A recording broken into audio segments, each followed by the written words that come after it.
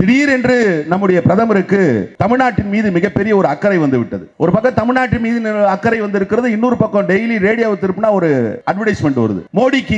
மோடிக்கா guarantee, Modi வந்து உத்தரவாதம். என்ன கேரண்டி? சரி, மோடிக்கா கேரண்டி ரைட், கோனே மோடிக்கு கேரண்டி. யார் மோடிக்கு கேரண்டி கொடுப்பீங்க? ஏன்னா சொன்னதை எதையுமே செய்யலையே மோடி, அதுக்கு யார் கேரண்டி கொடுப்பீங்க? இப்ப திடீர்னு ஒரு அறிவிப்பு செஞ்சார், பெண்கள் மீதெல்லாம் அவருக்கு பயங்கரமான பாசம். 100 ரூபாய் குறைச்சிட்டார் கேஸ் விலையில. 100 ரூபாய் எதுல இருந்து குறைச்ச? 1000 ரூபாய் ஏத்திட்டு 100 ரூபாய் குறைக்கிற. கூட நிறைய கல்ல தூக்கி தலை மேல ஏத்திட்டு இப்ப அதுல இருந்து ஒரு கல்லு எடுத்துட்டு அதை பெருமையா பேசுறீங்க. இதுல வேற இன்னொன்னு சொல்றாரு, பேட்டிக்கு பச்சோ, அப்புறம் பேட்டிக்கு ஏதோ படிக்கிறதுக்கு ஏதோ சொல்லுவாங்களே ஹிந்தியில ஏதோ சொல்றாரு, அப்புறம் நாரி சக்தி. இதெல்லாம் என்னன்னா பெண்களை இவர்கள் வந்து மிகவும் பெரிய அளவில் மதிக்கக்கூடியவர்களாம். நீங்க பெண்களை எப்படி மதிப்பீங்கன்றது உள்ளூர்ல இருக்கிற பாரதிய ஜனதா கட்சி மாநில தலைவர் அந்த கட்சியில இருக்கிறவங்களை பத்தி அவர் வெளியிடுற வீடியோக்கள் இருந்து தெரிஞ்சுக்கலாம். ஒண்ணு. இன்னொன்று, ஒரு சாமியார் ஒருத்தர் பாபா ராம் ரஹீம்னு ரொம்ப நல்லவர். அவரிடம் பணியாற்றிய 2 பேரோடு வன்புணர்ச்சி செய்து அவர் மேல ரேப் கேஸ்ல வந்து கன்விக்ட் ஆகுறான். அதோட மட்டும் இல்லாம ஒரு மர்டர் கேஸ்ல கன்விக்ட் ஆகுறான். பெண்களை பாதுகாக்கக்கூடிய இந்த அரசு, பெண்களை பாதுகாக்கக்கூடிய மோடி என்ன பண்றாருன்னா, பெண்களை இந்த அளவுக்கு பாதுகாத்து இருக்கக்கூடிய அந்த பாபா ராம் ரஹீம்க்கு இன்றைக்கு Z பிரிவு பாதுகாப்பு கொடுத்திருக்கிறார்கள். மாதம் ஒன்றுக்கு 31 லட்சம் ரூபாய் செலவு செய்து ஒரு பொம்பளை பொறுக்கிய பெண்களை இழிவுபடுத்துகிறவனை, பெண்களை வன்புணர்ச்சி செய்தவனுக்கு பாதுகாப்பு கொடுத்திருக்கிறார்கள். இன்றைக்கு யாரு கிண்டல் பண்றான்னா, 10 முறை ஏர்போர்ட்ல லிஸ்ட் எடுத்துன்னு போறான் பிஜேபி காரன். கஞ்சா விக்கிறவன், பான் பாராக விக்கிறவன்,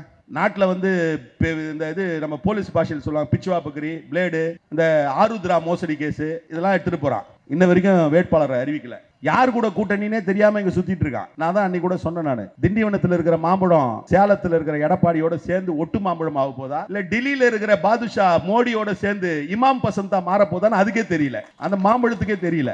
இப்படிப்பட்ட நிலையில் தான் விடுதலை சிறுத்தைகள் கட்சி இன்றைக்கு தெளிவான ஒரு சிந்தனையோடு பாரதிய ஜனதா கட்சியை வீழ்த்த வேண்டும் என்பது இதை எங்களுடைய தனிப்பட்ட நோக்கம் அல்ல. இந்த சமூகத்திற்காக அதை செய்தே தீர வேண்டும் என்கின்ற அடிப்படை நோக்கத்திலே தான் அதை நகர்த்தி கொண்டு இருக்கிறோம். இது ஏதோ இன்னைக்கு 2024 இந்த மிஷன் ஸ்டார்ட் ஆகல. இப்ப சொல்லுவோம், ஒரு பணி என்றால் ஒரு mission. Operation BJP, operation RSS. இதை விடுதலை சிறுத்தைகள் கட்சி 2014 துவங்கி விட்டது. இப்ப நேற்றைக்கு முன்தினம் அருண் கோயல் என்கின்ற தேர்தல் ஆணையர் திடீர்னு ரிசைன் பண்றார். ஏற்கனவே இன்னொரு தேர்தல் ஆணையர் பதவி முடிஞ்சு போச்சு. அருண் கோயல் இதே மாதிரி எல்லா கூட்டத்திலையும் பண்ணோம். நீங்க பிஜேபி கூட்டம்லாம் பார்த்துட்டு தான் இருக்கோம். நாங்க நீங்க முதல்ல மாறுங்க, உங்களுக்கு சேர்த்து தான் பேசுறேன். அப்புறம் உங்க பிள்ளைங்களுக்கு எல்லாம் ரிசர்வேஷன் இருக்காது. நீங்க வேலைக்கு வந்த மாதிரி அவன் வேலைக்கு வர முடியாது. பழையபடி எங்க தாத்தா உங்க தாத்தா மாதிரி கோவணம் கட்டிட்டு அவனுக்கு கையை கட்டி உட்கார வேண்டியதான். மணி அடிக்கிறவன் தான் நம்மள ஆளுவான். கொஞ்சம் கேளுங்க. அப்ப என்ன ஆகுதுன்னா, எலெக்ஷன் கமிஷன் வந்து இந்த எலெக்ஷன் கமிஷனர் ரிசைன் பண்ணிட்டு போயிடுறாரு. இதுல ஒரு நுட்பமான செய்தி இருக்கிறது. இந்திய வரலாற்றில் இதுவரை 3 முறை தான் தேர்தல் ஆணையர்கள் பதவியை ராஜினாமா செய்திருக்கிறார்கள். முதல் முறை ராஜினாமா செய்தது 1973 நாகேந்திர சிங் என்கின்ற ஒருவர் ரிசைன் பண்ணார். அவர் யார் ரிசைன் பண்ணார்னா, அவர் அப்ப வந்து சர்வதேச நீதிமன்றத்துக்கு நீதிபதியா போனார். அதுல ஒரு நியாயம் இருக்கு. ஆனால் அதற்கு பிறகு ஒருவர் ரிசைன் பண்ணார், அசோக் லவாஸ் என்கின்ற ஒரு தேர்தல் ஆணையர். அவர் எப்ப ரிசைன் பண்றாருன்னா 2020 ரிசைன் பண்றார். இப்ப 2024 இவர் ரிசைன் பண்றார், அருண் கோயல் ரிசைன் பண்றார். இந்த 2 பேர் ரிசைன் பண்ணது யார் காலத்துலனா, பிஜேபி காலத்துல. ஏன் ரிசைன் பண்ணாங்கன்றதா இப்ப क्वेश्चन. லவாஸ் ரிசைன் பண்ணும்போது என்ன சொல்றாருன்னா, 2019 பாராளுமன்ற தேர்தல்ல பிஜேபி முறைகேடு பண்ணுதுன்னு ஒரு புகார் வருது. அமித்ஷா மேலயோ மோடி மேலயோ புகார் வருது. புகார் வந்த உடனே தேர்தல் ஆணையர்கள் இதை விசாரிக்கிறாங்க. 3 தேர்தல் ஆணையர்ல 2 பேர் அவர் ஓகே அப்படின்னு சிட்டு கொடுக்கிறார், க்ளீன் ஷீட். 3வது கேஸ் என்ன போடுங்க சார். 3வது தேர்தல் ஆணையர் மட்டும் என்ன சொல்றாருன்னா, லவாஸ் மட்டும் என்ன சொல்றாருன்னா, இல்ல இவங்க தப்பு பண்ணிருக்காங்கன்னு ஒரு டிசென்ட் நோட் எழுதி கொடுக்கிறாரு. மோடியும் இவரும் இவங்கள தப்பு பண்ணிருக்காங்க அப்படின்னு. உடனே என்ன பண்றாங்க, அவங்க மனைவிக்கு ரெய்டு. உடனே என்ன பண்றாங்க, அவங்களுடைய மகளுக்கு ரெய்டு, அவங்களுடைய மகனுக்கு ரெய்டு. அவர் பயந்து போய் என்ன பண்றாருன்னா, இன்னும் 10 நிமிஷம் சார், ஏசியன் டெவலப்மெண்ட் பேங்க்னு ஒரு பேங்க்குக்கு வந்து சேர்மனா போயிடுறாரு. இது நடந்தது எப்போ, 2020. ஏன் நடக்குது, இவங்க வந்து தப்பு பண்ணாங்கன்னு நிரூபிச்ச தேர்தல் ஆணையர் ரிசைன் பண்ணிட்டார். இப்போ இந்த தேர்தல் ஆணையர் ரிசைன் பண்ணிருக்காரு. எப்ப ரிசைன் பண்றாரு, எலெக்ஷன் வரும்போது ரிசைன் பண்றாரு. ஏன் ரிசைன் பண்ணாரு தகவல் தெரியல. அவர் உடம்பு சரியில்லைன்றாங்க, அவர் நல்லா தான் இருக்காரு. அப்ப தேர்தலில் இவர்கள் ஏதோ செய்கிறார்கள் என்பது இன்றைக்கு உறுதியாகி இருக்கிறது. நான் இதுல போடுறேன், பார்த்துட்டேன், பானை சின்னத்துக்கு லைட் எரியுது. என் சின்ன இதுல உழுது பேப்பர் ஓகே ரைட் பக்கா. ஆனா எனக்கு என்ன பிரச்சனை, இந்த சின்ன இதுல டிரான்ஸ்ஃபர் ஆகல கண்ட்ரோல் யூனிட்டுக்கு. அதை எல்லா சாஃப்ட்வேர் இன்ஜினியரும் சொல்றான். அப்ப நீ என்ன பண்ணி, இந்த பேப்பரை என் கையில கொடு, பழையபடியே இந்த பேப்பரை அப்படியே எடுத்துட்டு போய் ஒரு டப்பா, நீ ஒரு டப்பா வை, பேலட் பாக்ஸ் வை, அதுல போடுறேன். பேலட்டை எண்ணிட்டு நீ 400 இடம் ஜெயின்னு சொல்லி பார்க்கலாம். பிஜேபி உண்மையிலேயே தில் இருந்தா பிஜேபி இதை செஞ்சுட்டு சொல்லட்டும். அந்த தில் இல்லாதனால தான் நீ மிரட்டுற. எலெக்ஷன் கமிஷனை மிரட்டி அனுப்பிட்ட. எலக்டோரல் பாண்டுன்னு ஒன்று கொண்டு வர. எலக்டோரல் பாண்டுன்னு சொல்லி ஊர்ல கொள்ளையடிக்கிற பெரிய பெரிய பணக்காரங்க எல்லாம் பல்லாயிரம் கோடி ரூபாய் வாங்கி வச்சுட்ட. ஓங்கி ஒரு கொட்டு கொட்டுச்சு கோர்ட். ஸ்டேட் பேங்க் இந்த கணக்கெல்லாம் எங்க கிட்ட இல்ல, 3 மாசம் டைம் வேணும்னா. நல்லா கேட்டார் ஜட்ஜி, ஏண்டா நீயே அஃபிடேவிட்டில் போட்டுக்கிற 10வது காலம்ல எல்லா கணக்கும் சீல்டு கவரில் இருக்குன்னு, சீல்டு கவர் அந்த பேப்பரை எடுத்து கொடுக்கறதுக்கான உனக்கு 3 மாசம் கொண்டு வாடா கணக்குன்னா நீ கொண்டு போய் கொடுத்துட்டான். ஆனால் மோடி விடுவாங்களா, பிஜேபி விடுவாங்களா, ஆர்எஸ்எஸ் விடுவாங்களா? நான் சொன்ன மாதிரி எதையுமே திட்டமிட்டு செய்கிற கொலகார கும்பல் இன்னைக்கு வழக்கறிஞர் சங்க தலைவரை விட்டு இவங்களுக்கு பிரசிடென்ட்டுக்கு ஒரு லெட்டர் கொடுத்துருக்கான். இப்போ இவங்களோட திட்டமே இந்த தேர்தல் நடைமுறையை சிதைப்பது, தேர்தலை சிதைத்து வாக்குகளை பெறுவது, வெற்றியை பெறுவதுன்னு. நீ சொல்ற தமிழ்நாடு அரசு திட்டங்களை சரியாக செயல்படுத்துறாரு. உன்னுடைய மத்திய குழு சொல்கிறது இங்க தமிழ்நாட்டிலே வெள்ள நிவாரணத்தை மிக சிறப்பாக செய்திருக்கிறார் தமிழ்நாடு முதலமைச்சர். 2015 விட மிக இயல்பாக திரும்பி விட்டது என்று நீ அனுப்பிய அதிகாரிகள் குழுக்கள் சொல்கிறார்கள். நீ பின்னாடி சரியில்லை என்ற. தமிழ்நாட்டிலே வளர்ச்சி திட்டங்கள் சரியில்லை என்று சொல்கிறார். தமிழ்நாட்டினுடைய வளர்ச்சி திட்டங்கள் 70லும் 80லும் போட்ட வளர்ச்சி திட்டங்களை காப்பி அடிக்கிறடி, அதே முழுசா செய்ய மாட்டேன்ற. தமிழ்நாட்டிலே இருக்கக்கூடிய திட்டங்களால் நிதி ஆயோக் என்று சொல்லக்கூடிய இன்றைக்கு திட்ட கமிஷனாக நிதி ஆயோக் ஆயிடுச்சு. இவன் தான் மாத்தினாங்க.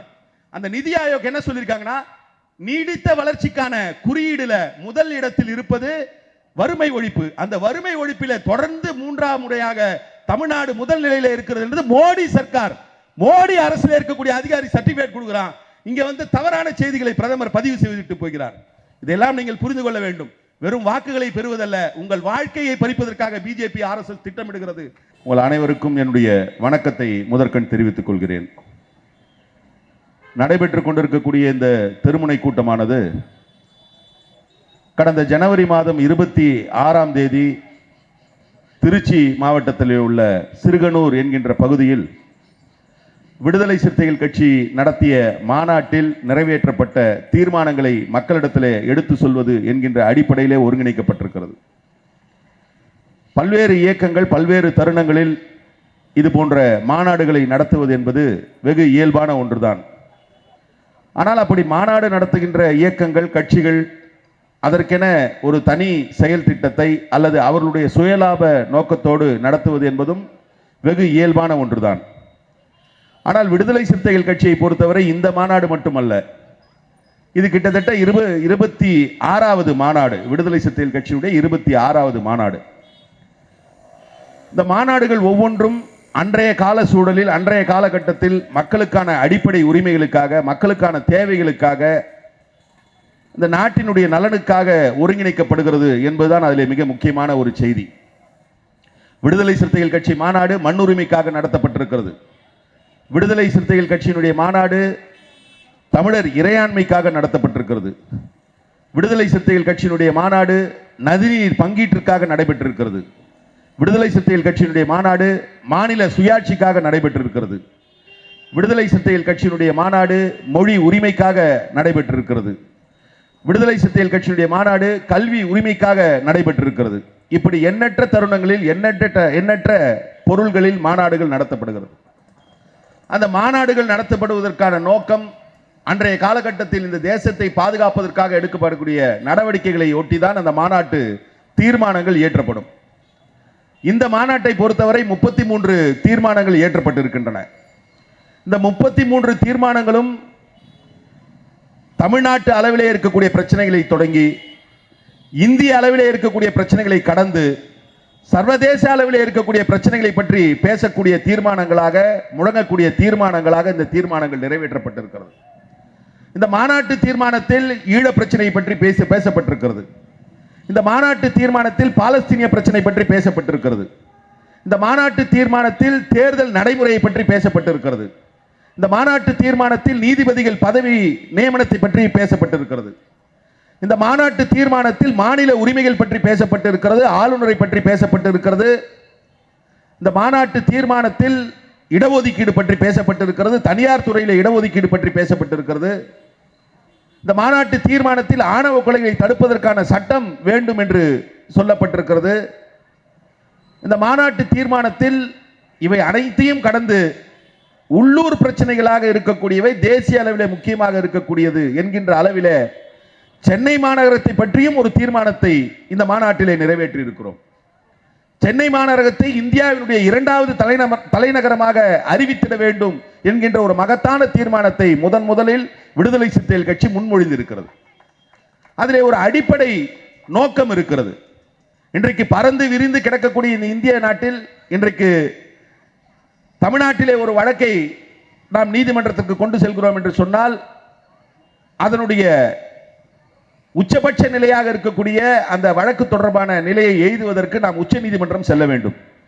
தமிழ்நாட்டில் இருக்கக்கூடிய ஒரு ஏழை குடியானவன் உச்சநீதிமன்றத்திற்கு செல்ல வேண்டும் என்று சொன்னால் அதற்கான நிலை இங்கே மிகவும் மோசமான நிலையில் இருக்கிறது என்கின்ற பொழுது இதெல்லாம் ஒரு புரிதலுக்காக சொல்கிறேன். இப்ப தமிழ்நாட்டிலேயே 2 நீதிமன்றம் வச்சிருக்கோம், உயர் நீதிமன்றம். ஒன்று இங்கே சென்னையிலே உயர் நீதிமன்றம் இருக்கிறது, இன்னொரு கிளை மதுரையில் இருக்கிறது.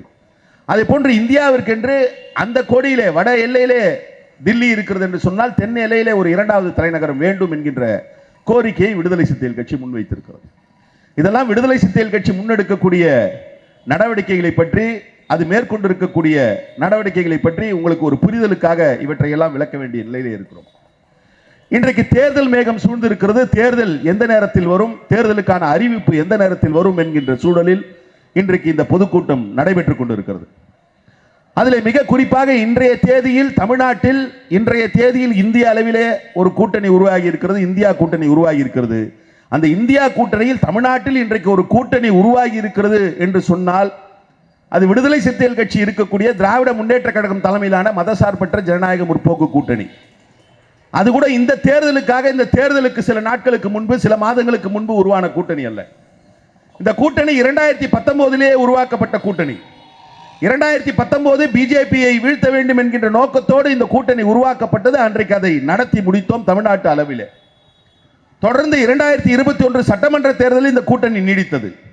அடுத்து வந்த உள்ளாட்சி தேர்தல், இன்றைக்கு மீண்டும் இந்த பொது தேர்தலில் இந்த கூட்டணி இருக்கிறது. இதில் மிக முக்கியமாக இந்த கூட்டணியிலே உறுதியான ஒரு நிலையிலே விடுதலை சிறுத்தைகள் கட்சி அதில் பங்கேற்று இருக்கிறது. இதை நான் மிகவும் அழுத்தமாக சொல்வதற்கான காரணம், இங்கே தமிழ்நாட்டிலே இருக்கக்கூடிய பல்வேறு இயக்கங்கள் தங்களுடைய தேர்தல் கூட்டணியை எப்படி தீர்மானிக்கிறார்கள் என்பது உங்களுக்கே தெரியும். தேர்தல் கூட்டணி என்றால் தேர்தல் நெருக்கத்திலே எத்தனை அணிகள் இருக்கிறது, எத்தனை கட்சிகள் தலைமையிலே கூட்டணி இருக்கிறது, எந்த கூட்டணிக்கு சென்றால் என்ன கொடுப்பார்கள், நோட்டு எத்தனை கொடுப்பார்கள், சீட் நோட்டு எவ்வளவு கொடுப்பார்கள், சீட்டு எத்தனை கொடுப்பார்கள், இப்படிப்பட்ட கணக்குகளோடு தான் இன்றைக்கு பல்வேறு அரசியல் இயக்கங்கள் முதல் நிலையில் இருக்கக்கூடிய தேர்தல் கூட்டணியை போய் அணுகுகின்றன. இப்போ பாட்டாளி மக்கள் கட்சி எடுத்தாங்கன்னா எந்த கூட்டணி இருக்கான்னு பாட்டாளி மக்கள் கட்சி இருக்கக்கூடிய யாராவது ஒரு தோழர் சொல்ல முடியுமா? இல்லை தேமுதிக இருக்கக்கூடியவர் சொல்ல முடியுமா? ஏன் அவர்களுக்கு இந்த நிலை என்பதை நீங்கள் எண்ணி பார்க்க வேண்டும். ஏன் அவர்கள் இந்த கூட்டணியா அந்த கூட்டணியா எந்த கூட்டணி என்பதை சொல்ல முடியாமல் இருக்கிறார்கள் என்பதை சிந்தித்து பார்க்க வேண்டும். ஒரு தெளிவான பார்வை, ஒரு கருத்தியல், ஒரு கொள்கை அடிப்படை இல்லாத இயக்கங்களாக இருந்தால் அப்படித்தான் இருப்பார்கள். ஒரு பக்கம் அதிமுகவுடன் பேச்சுவார்த்தை நடந்து கொண்டே இருக்கிறது என்கிறார்கள். இதில் ஒரு பேட்டியை பார்த்தேன். அந்த அம்மா தேமுதிகவுடைய தலைவராக இருக்கக்கூடிய அம்மையார் பிரேமலதா அவர்கள் பேசியிருக்கிறார். நாங்கள் எங்கள் கட்சியில் கருத்து கேட்டோம். கொஞ்சம் பேர் திமுக கூட்டணிக்கு போகலான்னாங்க, கொஞ்சம் பேர் அதிமுக கூட்டணிக்கு போகலான்னாங்க, கொஞ்சம் பேர் பிஜேபி கூட்டணிக்கு போகலான்னாங்க. அதில் பெரும்பான்மையாக எந்த கூட்டணிக்கு போனாலும் 14 சீட்டு கேட்கணுன்னாங்க.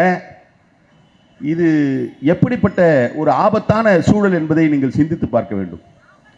ஆனால் விடுதலை சிறுத்தைகள் கட்சியை பொறுத்தவரை ஒரு தெளிவான நோக்கத்தோடு, தெளிவான பார்வையோடு இன்றைக்கு சனாதன சக்திகளாக இருக்கக்கூடிய பாரதிய ஜனதா கட்சியை வீழ்த்த வேண்டும் என்று செயல்படக்கூடிய ஒரு இயக்கமாக இன்றைக்கு செயல்பட்டு கொண்டிருக்கிறது. இப்போ திடீரென்று நம்முடைய பிரதமருக்கு தமிழ்நாட்டின் மீது மிகப்பெரிய ஒரு அக்கறை வந்து விட்டது. ஒரு பக்கம் தமிழ்நாட்டின் மீது அக்கறை வந்து இருக்கிறது, இன்னொரு பக்கம் டெய்லி ரேடியோவை திருப்பினா ஒரு அட்வர்டைஸ்மெண்ட் வருது. மோடிக்கா கேரண்டி, மோடி உத்தரவாதம். என்ன கேரண்டி? சரி, மோடிக்கா கேரண்டி ரைட்டு, கோனே மோடிக்கு கேரண்டி. யார் மோடிக்கு கேரண்டி கொடுப்பீங்க? ஏன்னா சொன்னதை எதையுமே செய்யலையே மோடி, அதுக்கு யார் கேரண்டி கொடுப்பீங்க? 2014 மக்களவை தேர்தலின் பொழுது சொன்னார், நாடாளுமன்ற தேர்தல் போது சொன்னார், வட மாநிலத்தில் ஒரு இடத்துல தேர்தல் பிரச்சாரத்தில் சொல்றாரு. என்ன சொல்றாருன்னா, வெளிநாடுகளில் இருக்கக்கூடிய இந்தியாவுடைய கருப்பு பணம் பல ஆயிரக்கணக்கான கோடிகள் இருக்கிறது, அதையெல்லாம் மீட்டு வந்தால் இங்கே ஒருவருக்கும் 15 லட்சம் ரூபாய் வரை கிடைக்கும் என்று சொல்கிறார். அதுக்கப்புறம் நிறுத்துறாரு பேசுறத. நிறுத்திட்டு என்ன பண்றாரு, நான் பிரதமர் ஆனால் அதை மீட்டு கொண்டு வருவேன். இப்ப பிஜேபி காரங்களை கேட்டீங்கன்னா என்ன சொல்லுவாங்கன்னா, அப்படிலாம் சொல்லவே இல்லைன்னு. அவர் நேரடியாக அப்படி சொல்லவில்லை, நானும் அப்படி சொல்லவில்லை. இப்போ நான் இருக்கிறேன், இந்த இடத்துல ஏதோ ஒரு கடையில் ஒரு 100 மூட்டை பதுக்கி வச்சிருக்காங்க அரிசியை, அதை சட்டவிரோதமாக இருக்கிறத எடுத்துட்டு வந்தால் இங்கே ஒரு 100 குடும்பத்துக்கு அந்த அரிசியை கொடுக்கலாம் அப்படின்னு சொல்கிறேன். சொல்லிட்டு என்ன பண்ணுற, எனக்கு நீங்கள் ஓட்டு போட்டிங்கன்னா அந்த 100 மூட்டையை நான் எடுப்பேன் அப்படின்றேன். அப்போ என்ன அர்த்தம்? எடுத்து இவங்களுக்கு கொடுப்பேன்னு தானே அர்த்தம். நான் எடுத்துகிட்டு போக மாட்டேன்ல. அப்போ மோடி அவர்கள் சொன்னதனுடைய முழு அர்த்தம் என்னன்னா, 15 லட்சம் ரூபாய் வரை ஒருவருக்கு வழங்கக்கூடிய அளவிற்கு வெளிநாடுகளில் பணம் இருக்கிறது என்றார். சரி, இப்படி பேசுனீங்களே என்ன ஆச்சுன்னு கேட்டா மோடி பதில் சொல்ல. ஆனா மோடியினுடைய கூட்டாளியாக இருக்கக்கூடிய அமித்ஷா பதில் சொல்றாரு. என்ன பதில் சொல்றாருன்னா, என்ன மோடி இந்த மாதிரி பேசினாரு தேர்தல் பிரச்சார கூட்டத்தில், என்ன ஆச்சு அப்படின்னா, அதெல்லாம் ஒரு ஜும்லா. யாரு? மோடி சொல்றாரு, அமித்ஷா சொல்றாரு. என்ன ஜும்லா? இப்போ நம்ம ஊரில் ரொம்ப சாதாரணமாக சொல்லுவோம், அதெல்லாம் டுபாக்கு ரூபான்னுவோம். அந்த மாதிரி அவர் வந்து மோடியினுடைய வாக்குறுதியை சொல்றார். இன்றைக்கு ஆண்டொன்றுக்கு 1.5 கோடி பேருக்கு வேலை வாய்ப்பு கொடுப்பேன், 2.5 கோடி பேருக்கு வேலை வாய்ப்பு கொடுப்பேன் கொடுக்கல. பல்வேறு நிலையில பல்வேறு வாக்குறுதிகளை கொடுக்காமல் மக்களை தொடர்ந்து ஒரு அழுத்தத்தில் ஒரு பிரஷர்லேயே வச்சுட்டு இருக்காரு. இப்ப திடீர்னு ஒரு அறிவிப்பை செஞ்சார். பெண்கள் மீதெல்லாம் அவருக்கு பயங்கரமான பாசம். 100 ரூபாய் குறைச்சிட்டார் கேஸ் விலையில. 100 ரூபாய் எதுல இருந்து குறைச்ச? 1000 ரூபாய் ஏத்திட்டு 100 ரூபாய் குறைக்கிற. கூட நிறைய கல்லை தூக்கி தலை மேல ஏத்திட்டு இப்ப அதுல இருந்து ஒரு கல்லு எடுத்துட்டு அதை பெருமையா பேசுறீங்க. இதுல வேற இன்னொன்னு சொல்றாரு, பேட்டிக்கு பச்சோ, அப்புறம் பேட்டிக்கு ஏதோ படிக்கிறதுக்கு ஏதோ சொல்லுவாங்களே இந்தியில் ஏதோ சொல்றாரு. அப்புறம் நாரி சக்தி. இதெல்லாம் என்னன்னா, பெண்களை இவர்கள் வந்து மிகவும் பெரிய அளவில் மதிக்கக்கூடியவர்களாம். நீங்க பெண்களை எப்படி மதிப்பீங்கன்றது உள்ளூர்ல இருக்கிற பாரதிய ஜனதா கட்சி மாநில தலைவர், அந்த கட்சியில் இருக்கிறவங்களை பத்தி அவர் வெளியிடுற வீடியோக்கள் இருந்து தெரிஞ்சுக்கலாம். ஒண்ணு. இன்னொன்று, ஒரு சாமியார் ஒருத்தர் பாபா ராம் ரஹீமா, பாபா ராம் ரஹீம்னு ரொம்ப நல்லவர். அவரிடம் பணியாற்றிய 2 பேரோடு வன்புணர்ச்சி செய்து அவர் மேல ரேப் கேஸ்ல வந்து கன்விக்ட் ஆகிறான். அதோட மட்டும் இல்லாம ஒரு மர்டர் கேஸ்ல கன்விக்ட் ஆகிறான். பெண்களை பாதுகாக்கக்கூடிய இந்த அரசு, பெண்களை பாதுகாக்கக்கூடிய மோடி என்ன பண்றாருன்னா, பெண்களை இந்த அளவுக்கு பாதுகாத்து இருக்கக்கூடிய அந்த பாபா ராம் ரஹீம்க்கு இன்றைக்கு ஜெட் பிரிவு பாதுகாப்பு கொடுத்திருக்கிறார்கள். மாதம் ஒன்றுக்கு 31 லட்சம் ரூபாய் செலவு செய்து ஒரு பொம்பளை பொறுக்கிய பெண்களை இழிவுபடுத்துகிறவனை, பெண்களை வன்புணர்ச்சி செய்தவனருக்கு பாதுகாப்பு கொடுத்திருக்கிறார்கள். இதை விட கொடுமை உங்களுக்கு தெரிஞ்ச செய்தி தான். பில்கிஸ் பானு என்கின்ற ஒரு நிறை மாத கர்ப்பிணியை குஜராத் கலவரத்தின் பொழுது வன்புணர்ச்சி செய்து அந்த பெண் இறந்து விட்டால் என்று விட்டு சென்ற பிறகு அவங்க வந்து உயிரோட பழச்சிட்டாங்க. அவரை அந்த நிலைக்கு ஆளாக்கியவர்களை இன்றைக்கு சர்வ சுதந்திரமாக விட்டு விடுகிறார்கள். இதெல்லாம் செஞ்சுட்டு என்ன சொல்றாங்க பிஜேபியில, நாங்க பெண்களுக்கு பாதுகாப்பான இருப்போம், பெண்களுடைய உரிமைகளை பாதுகாப்போம் என்கிறார். இதெல்லாம் வந்து இவருடைய ஆட்சியினுடைய அவலங்களாக நம்மால் பார்க்க முடிகிறது. ஆனால் தொடர்ந்து விடுதலை சிறுத்தைகள் கட்சி தமிழ்நாட்டிலே ஒரு பிரச்சாரத்தை முன்னெடுத்து வருகிறது. இன்னும் கூட குறிப்பாக உங்கள் அனைவருக்கும் தெரிந்தது, ஒரு நேரத்தில் ஒரு கருத்தியல், என்ன கருத்தியல்? பிறப்பின் அடிப்படையில் இருக்கக்கூடிய ஏற்றத்தாழ்வை நிலைநாட்டுகின்ற கருத்தியல். அந்த கருத்தியலை ஒரு காலகட்டத்திலே பிராமணியம் என்று சொல்லப்பட்டது, ஒரு காலத்திலே இந்துத்துவா என்று சொல்லப்பட்டது.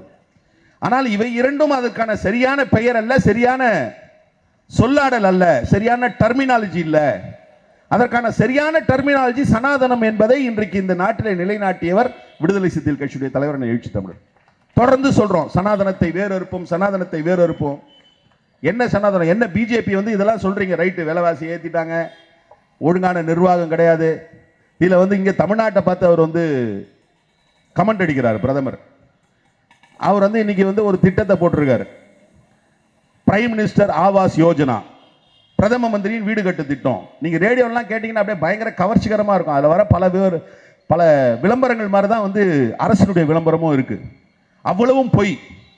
அந்த பிரைம் மினிஸ்டர் ஆவாஸ் யோஜனா என்று சொல்லக்கூடிய அந்த வீடு கட்டும் திட்டத்தில் கூரைக்கான பணம் அரசு கொடுப்பதில்லை, ஒன்றிய அரசு கொடுக்கல, பிஜேபி அரசு கொடுக்கல, மாநில அரசு கொடுக்குது. அதில் 60% மாநில அரசு பங்களிப்பு. ஆனா என்ன வீடு? மோடி வீடு. இதை விட ஒரு செய்தி என்னன்னா, அவங்க இப்பதான் இந்த திட்டத்தை போடுறாங்க. இதை பற்றி சிந்தித்தவர்கள் இந்த நாட்டில் இன்னும் இதை விட முன்னோடியா இருந்தவர்களா இருக்கிறார்கள். முத்தமிழறிஞர் கலைஞர் அவர்கள் இதை பற்றி சிந்தித்து 1970 குடிசை மாற்று வாரியத்தை உருவாக்கினார். குடிசை மாற்று வாரியத்தை 70 உருவாக்கி 80 வாக்குல வந்து அது என்ன ஆகுதுன்னா மற்ற நகர்ப்புறங்களுக்கு போகுது, 87 வந்து ஊரக பகுதிகளுக்கு போகுது. அப்புறம் ஜல் ஜீவன் மிஷன் என்கின்ற ஒரு திட்டத்தை பற்றி பேசுகிறார்கள். எல்லாம் பிஜேபி காரங்க என்னன்னே தெரியாம அடிச்சு விடுவாங்க. ஜல் ஜீவன் மிஷன் வாங்க, பேங்க்ல அக்கௌண்ட் வாங்க. பேங்க்ல அக்கௌண்ட்னா அக்கவுண்ட்ல பேங்க்ல எடுக்கிற பணத்தை பத்தி பேச மாட்டான். அதுல என்னன்னா டேங்க் கட்டுறதுக்கு பணம் கொடுக்குறாங்க ஒன்றிய அரசு, பைப் லைனுக்கு கிடையாது. பைப் லைன் மாநில அரசு கொடுக்குது, அதுலயும் 60% கொடுக்குறோம். இதுவும் ஒன்றிய அரசு இன்றைக்கு நாடு முழுவதும் தீட்டி இருக்கக்கூடிய திட்டம் என்றாலும் கூட தமிழ்நாட்டில் இதற்கும் திட்டம் ஏற்கனவே தீட்டியாச்சு. 70களிலே டுவாடு என்கின்ற தமிழ்நாடு குடிநீர் மற்றும் வடிகால் வாரியம் ஏற்படுத்தப்பட்டது. இதெல்லாம் ஒரு புறம் இருந்து கொண்டிருக்கிறது. இப்ப மாநாடுன்னு சொன்னாங்க. இந்த மாநாடு எப்படி நடந்தது என்று இன்று வரை ஒவ்வொருவரும் அதை பற்றி பிரமித்து பேசக்கூடிய நிலையில் இருக்கிறது. நேற்றைக்கு கூட ஜெயங்கொண்டம் பகுதியிலே போன அந்த தொகுதியில் இருக்கக்கூடிய சட்டமன்ற உறுப்பினர், திமுக சட்டமன்ற உறுப்பினரே சொன்னார், முதலமைச்சர் அவர்கள் அந்த மாநாட்டிற்கு அவருடைய வாகனம் ஊர்ந்து வரக்கூடிய அளவில், ஊர்ந்துனா அந்த அளவுக்கு ஒரு ஜனத்திரளிலே சிக்கியது என்றார். கிட்டத்தட்ட அந்த மாநாட்டிலே கூடிய மக்கள் 10 லட்சம் மக்கள் இன்றைக்கு அந்த மாநாட்டிலே கூடியிருக்கிறார்கள். இந்த 10 லட்சம் மக்கள் ஒரு மாநாட்டுக்கு வருவது என்பது ஒரு செய்தி. இன்றைக்கு கூட சில பேர் திரைப்பட கவர்ச்சியில இல்ல ஏதோ ஒரு வகையில் சில விளையாட்டு வீரர்கள் இருக்கிறாங்க, அவங்களாம் வந்தாங்கன்னா கூட்டம் வரும். ஆனா அந்த கூட்டத்துக்கும் விடுதலை சிறுத்தைகள் கட்சி கூட்டிய கூட்டத்துக்கும் ஒரு அடிப்படையில் ஒரு வேறுபாடு இருக்கிறது. வேடிக்கை பார்க்க வருகிற கூட்டம் நேரத்தை கடத்துவதற்காக வரக்கூடிய கூட்டம் அல்ல. அந்த கூட்டம் விடுதலை சிறுத்தைகள் கட்சிக்கு வந்த கூட்டம் அதனுடைய தன்மை என்னவென்பதை புரிந்து கொண்டால் இந்த இயக்கத்தை எப்படி இந்த தலைவர், விடுதலை சிறுத்தைகள் கட்சியுடைய தலைவர் நான் எழுச்சி தமிழர் கட்டி அமைத்திருக்கிறார் என்பது நமக்கு புரியும். இப்போ மற்ற கட்சிகள்லாம் மாநாடு நடத்தணும்னா அவங்க அதற்கான ஏற்பாடுகள் பண்ணுகிறேன்ட்டு அந்தந்த பகுதியில் போய் மக்களை திரட்டுவதற்கான பணிகள், அப்புறம் நம்ம வரக்கூடிய மக்களுக்கு வாகன வசதியோடு அவளுக்கு தேவையான உணவு வசதி, இன்ன பிற வசதிகள் எல்லாம் செஞ்சு கொடுத்து மாநாட்டுக்கு கூப்பிட்டு வருவாங்க. அந்த மாநாட்டுக்கே சில பேர் வருவாங்க, சில பேர் பக்கத்தில் எங்கேயா டூர் போயிடுவாங்க. மாநாட்டுக்கு வந்தவங்களும் முழுசா அந்த மாநாட்டு திடலில் இருப்பாங்கன்னா இருக்க மாட்டாங்க. ஆனால் விடுதலை சிறுத்தைகள் கட்சி கூட்டிய மாநாட்டில் 4 மணிக்கு வந்த கூட்டம் 12 மணி வரை அமர்ந்திருந்தார்கள். 12 மணிக்கு பிறகு கட்சியினுடைய துணை பொதுச் செயலாளர் சட்டமன்ற உறுப்பினர் சிந்தனை செல்வன் 2வது ஷோலாம் கிடையாது, தயவு செய்து கலைஞ்சு போங்கன்றார். அந்த அளவுக்கு கூட்டம் அங்கே இருந்தது, உணர்வுபூர்வமாக இருந்தது என்று சொன்னால் அதுதான் இந்த கட்சியுடைய தலைவரான எழுச்சி தமிழர் இன்றைக்கு நாடு முழுவதும் விதைத்திருக்கக்கூடிய கருத்தியல் விதையினுடைய விளைச்சல். விடுதலை சிறுத்தைகள் கட்சி மாநாட்டுக்கு வந்திருக்கக்கூடிய கடைசி நிலையில இருக்கக்கூடிய ஒரு சாதாரண முகாம் செயலாளரை கேட்டீங்கன்னா கூட எங்க போற வெல்லும் ஜனநாயக மாநாடு, எதற்கு போற சனாதனத்தை வேற இருக்க, இந்த சனாதனத்தை வேற இருக்க இதனால் யாருக்கு என்ன லாபம்? இடைநிலை சமூகங்களாக இருக்கக்கூடியவர்களுக்கு என்ன லாபம்? ஒடுக்கப்பட்ட மக்களுக்கு என்ன லாபம்? சிறுபான்மை மக்களுக்கு என்ன லாபம்? என்ன ஆபத்து வந்துவிட போகிறது என்கின்ற கேள்வியெல்லாம் நம் முன்னேறும். மனித நாகரிகம் முதலில் உருவாகிய பொழுது பழைய கற்காலம் என்கின்ற ஒரு காலகட்டம் இருந்தது. பாலியோலித்திக் ஏஜ் என்று சொல்வார்கள். முதலில் மனிதன் உருவாகிய பொழுது அவன் கண்டுபிடித்தது சுண்ணாம்பு கல்லிலே ஆயுதங்களை, கருவிகளை செய்து கொண்டான். அதற்கு பிறகு இடைநிலை கற்காலம் என்கின்ற ஒன்று வந்தது. இடைநிலை கற்காலத்திலே தான் ஆடு மாடுகளை மேய்ப்பதற்கான பழக்க வழக்கத்தை அவன் ஏற்படுத்திக் கொண்டான். அதற்கு பிறகு புதிய கற்காலம் என்கின்ற ஒரு காலம் வந்தது மனிதனுக்கு. இப்ப நம்ம 22ஆம் நூற்றாண்டு 21ஆம் நூற்றாண்டுன்னு சொல்ற மாதிரி புதிய கற்காலம். புதிய கற்காலத்திலே ஒரு மிகப்பெரிய கண்டுபிடிப்பு ஒன்று நிகழ்ந்தது. புதிய காலத்தில் தான் சக்கரம் கண்டுபிடிக்கப்பட்டது, வீல். இந்த சக்கரத்தினுடைய கண்டுபிடிப்பு மனிதனுடைய நாகரிகத்தை முற்றிலுமாக மாற்றியது. நீங்க இன்னைக்கு கூட பாத்தீங்கன்னா ஒரு சைக்கிள்ல ஃப்ரீ வீலு இல்ல பெடல் பண்ற இடத்துல அந்த சக்கரம், ரெண்டும் சக்கரம் தான். கியர் எடுத்துட்டீங்கன்னா எந்த கியர் பாக்ஸ் எடுத்துட்டீங்கன்னாலும் உள்ள சக்கரம் தான் இருக்கும், பல்லா சக்கரம் இருக்கும், அது இயங்கும். மனிதன் கண்டுபிடித்திருக்கக்கூடிய இயந்திரங்களுக்கு எல்லாம் அடிப்படையாக இருக்கக்கூடிய இந்த சக்கரம், இந்த சக்கரத்தை புதிய கற்காலத்திலே கண்டுபிடித்தாங்க. அப்படியே தேசத்தை ஆண்டவர்கள் என்று வருகின்ற பொழுது பரந்தப்பட்ட இந்த இந்திய தேசத்தை பல்வேறு சாம்ராஜ்யங்கள் ஆண்டு இருக்கின்றன.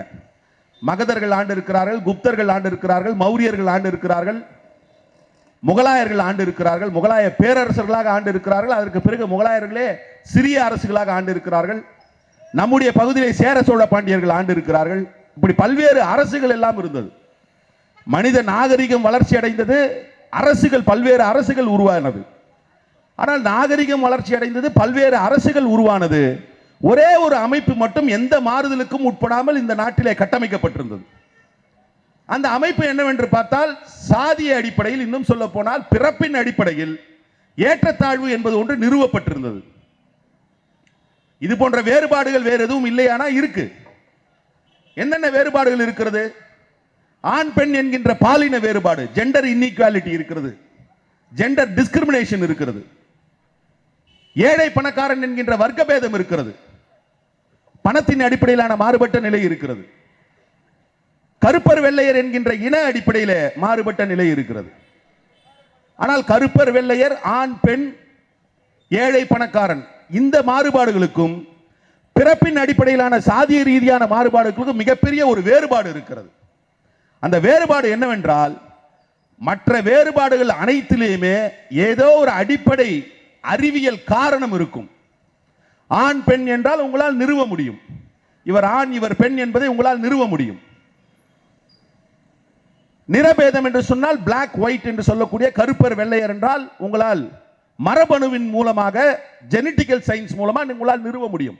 இவர் கருப்பர் இனத்தை சார்ந்தவர், இவர் வெள்ளையர் இனத்தை சார்ந்தவர். ஏழை பணக்காரன் என்பது புற தோற்றத்திலேயே தெரியும். அதிலே ஒரு மாறுபட்ட நிலை. கருப்பர் வெள்ளையாராக முடியாது, வெள்ளையர் கருப்பராக முடியாது. ஆனால் பணக்காரர் ஏழையாகலாம், ஏழை பணக்காரனாக மாறலாம். இது இன்டர்சேஞ்சபிள். ஆனால் எந்தவித அடிப்படை அறிவியலும் இல்லாமல், எந்தவித காரணமும் இல்லாமல், அறிவுக்கே ஒவ்வாத ஒரு வேற்றுமையான நிலை, ஒரு டிஸ்கிரிமினேஷன் நிறுவப்பட்டிருந்தது என்று சொன்னால் அது இந்த இந்திய சமூகத்தில் நிறுவப்பட்டிருக்கிறது. அந்த வேறுபாடு தான் சாதிய வேறுபாடு, பிறப்பின் அடிப்படையிலான ஏற்றத்தாழ்வு. இதை இந்த நாட்டை ஆண்ட எந்த அரசும் அதை பற்றி கவலைப்படவில்லை. எந்த அரசும் அதை தகர்ப்பதற்கான முயற்சியில் ஈடுபடவில்லை. எந்த அரசு அமைப்பும் அதை பற்றி சிந்திக்கவே இல்லை. அதை அப்படியே பாதுகாத்து வந்தது. ஆனால் சமூக தளத்தில் அதை பற்றி சிந்தித்த ஒரு மகானாக முதலில் கௌதம புத்தர் தோன்றினார். சமத்துவத்தை பற்றி பேசினார். அவருக்கு பிறகு பல்வேறு ஆளுமைகள் இதை சமூக தளத்தில், சோசியல் ஃபீல்ட், அங்க இதை பத்தி பேசுறாங்க. இந்த வேற்றுமைகள் எல்லாம் தவறு என்கிறார்கள். இந்த வேற்றுமைகளுக்கான அடிப்படையே இல்லை என்கிறார்கள். பல்வேறு புரட்சியாளர்கள் உருவாகிறார்கள். ஆனாலும் இந்த சமூகத்தில் அதை உடைக்க முடியவில்லை, அதில் மாற்றத்தை கொண்டு வர முடியவில்லை. ஏன் மாற்றத்தை கொண்டு வர முடியவில்லை என்று சொன்னால், ஆட்சியாளர்களாக இருக்கக்கூடியவர்கள் அந்த மாற்றத்தை செய்வதற்கான ஒரு வாய்ப்பை உருவாக்கவில்லை. அதில் கொஞ்சம் இலகுகிறது, கொஞ்சம் தளர்கிறது. எப்பொழுது கொஞ்சம் இலகுகிறது, எப்பொழுது கொஞ்சம் தளர்கிறது என்று சொன்னால், வெள்ளையன் இந்த நாட்டை ஆளுகின்ற பொழுது அது கொஞ்சம் விலகுகிறது, கொஞ்சம் தளர்கிறது. அதனால தான் இன்றைக்கு நீங்கள் புரிந்து கொள்ள வேண்டும், இந்த ஸ்காலர்ஷிப் எல்லாம் இப்ப வாங்குறாங்களே, அது ஏதோ இப்போ உருவான சிஸ்டம் இல்ல. வெள்ளைக்காரன் காலத்திலேயே ஸ்காலர்ஷிப்பை ஒடுக்கப்பட்ட மக்களுக்கு மட்டும் இல்ல, ஏன்னா அப்ப ஷெட்யூல் காஸ்ட், ஓபிசி எல்லாம் ஒண்ணுமே கிடையாது வெள்ளையர் காலத்தில். அன்றைக்கு எல்லோருக்குமான உரிமைகளாக பிற்படுத்தப்பட்ட மக்கள் என்று ஒரே குடையின் கீழ் அவர்களுக்காக போராடியவர் புரட்சியாளர் அம்பேத்கர். அவர்களுக்காக போராடி போஸ்ட் மெட்ரிக் ஸ்காலர்ஷிப் வெள்ளையர் காலத்திலே கொண்டு வந்தார். வெள்ளையர் காலத்திலே கொஞ்சம் விலகியது. இந்த சமூக அமைப்பிலே இந்த ஏற்றத்தாழ்வை உடைக்க வேண்டும். இந்த ஏற்றத்தாழ்வினால் என்னென்ன உரிமைகள் பாதிக்கப்பட்டிருந்தது? பெண்களுக்கு மிக கடுமையான அளவிலே கட்டுப்பாடுகள் விதிக்கப்பட்டிருந்தது. பெண்களை அடக்கி ஒடுக்கி வைத்திருந்தது இந்த சமூக கட்டமைப்பு, இந்த கோட்பாடு, பிறப்பின் அடிப்படையில் ஏற்றத்தாழ்வு. இந்த கோட்பாட்டை நிறுவுகின்ற ஒரு தத்துவம் தான் சனாதனம் என்று சொல்லப்படுகின்ற அந்த தத்துவம். இந்த சனாதனம் படிப்பை ஒரு குறிப்பிட்ட சமூகத்திற்கு மட்டும் வழங்கியது. பிற சமூகத்தை சார்ந்தவர்கள் படிக்கக்கூடாது. அதற்கு சான்றுகள் உங்களுக்கே தெரியும். இந்தியா விடுதலை ஆவதற்கு முன்பு பல்வேறு ஆவணங்கள் இருக்கிறது. பல நூறாண்டுகளுக்கு முன்பு இருந்த ஆவணங்கள் எல்லாம் இருக்கிறது. பிற சமூகத்தை சார்ந்தவர்கள் மிகப்பெரிய செல்வந்தர்களாக இருந்திருக்கிறார்கள். ஆனால் அந்த பத்திரங்களிலே கை நாட்டை வைத்திருக்கிறார்கள். மிகப்பெரிய செல்வந்தராக இருக்கிறார். இன்றைக்கு மிகப்பெரிய செல்வந்தராக இருந்தால் தனியார் பள்ளியிலே பிள்ளைகளை கொண்டு போய் படிக்க வைக்கலாம். ஆனால் அன்றைக்கு ஏன் அவன் படிக்க வைக்கவில்லை என்று பார்த்தால் அவனால் படிக்க வைக்க முடியாது. சொத்து கூட ஒருத்தர் சம்பாதிச்சுக்கலாம். சொத்து சம்பாதிக்கிறவன் கையில ஈயத்தை காய்ச்சி ஊத்துன்னு சொல்லல சனாதனம். படிக்கிறவன் காதுல காய்ச்சி ஊத்துன்றான் சனாதனத்தை. ஈயத்தை காய்ச்சி காதுல ஊத்தணும். யார் காதுல? படிக்கக்கூடிய சமூகத்தில் கட்டமைக்கப்பட்ட ஏற்றத்தாழ்வின் அடிப்படையில் அடுத்த நிலையில, தாழ்வான நிலையில, தாழ்மையான நிலையில் இருக்கிறவர்கள் என்று அவனால் சித்தரிக்கப்படுவர்களுக்கு காதுல ஈயத்தை காய்ச்சி ஊத்துனா. படிப்பை மட்டும் கொடுக்காத. அப்ப இதை அரசியல் தளத்தில், ஆட்சி தளத்தில் மாற்றம் வராமல் இதில் மாற்றம் வர முடியாது என்பதை புரிந்து கொண்ட ஒரு மகத்தான ஆளுமைதான் புரட்சியாளர் அம்பேத்கர் அவர்கள். புரட்சியாளர் அம்பேத்கர் அவர்கள் செய்த புரட்சி தான் இன்றைக்கு யார் வேண்டுமானாலும் படிக்கலாம், படிப்பதற்கான பேதம் இல்லை, ஏற்றத்தாழ்வு இல்லை என்கின்ற நிலையை உருவாக்கக்கூடிய வகையில், அனைவரும் சமம் என்கின்ற நிலையை உருவாக்கக்கூடிய வகையில் அதற்கான ஒரு சாசனமாக, இந்த நாட்டை வழிநடத்துகின்ற ஒரு சாசனமாக அரசியலமைப்பு சட்டம் என்கின்ற அந்த சட்டத்தின் மூலம் பல்லாயிரக்கணக்கான ஆண்டுகளாக இங்கு நிறுவப்பட்டிருந்த இந்த சமூக கட்டமைப்பை உடைத்து தூள் தூளாக்கினார் அரசமைப்பு சட்டம் மூலம். அதனால இன்றைக்கு எல்லாராலும் படிக்க முடிகிறது, என் போன்றவர்கள் இங்கே வந்து பேச முடிகிறது. அது என்ன மாற்றத்தை செய்திருக்குதுன்னு சொன்னால் இந்த கிட்டத்தட்ட ஒரு 75 ஆண்டு காலத்தில் பல்வேறு மாற்றங்களை நிகழ்த்தி இருக்கிறது. ஆனால் புரட்சியாளர் அம்பேத்கர் கொண்டு வந்த இந்த அரசமைப்பு சட்டத்தால் தங்களுடைய வாய்ப்பை இழந்த சனாதன சக்திகள், மிக குறுகிய எண்ணிக்கையில் இருக்கக்கூடிய சனாதன சக்திகள் அதை மீண்டும் பெறுவதற்கான முயற்சியை தொடர்ந்து ஈடுபட்டு வருகிறார்கள்.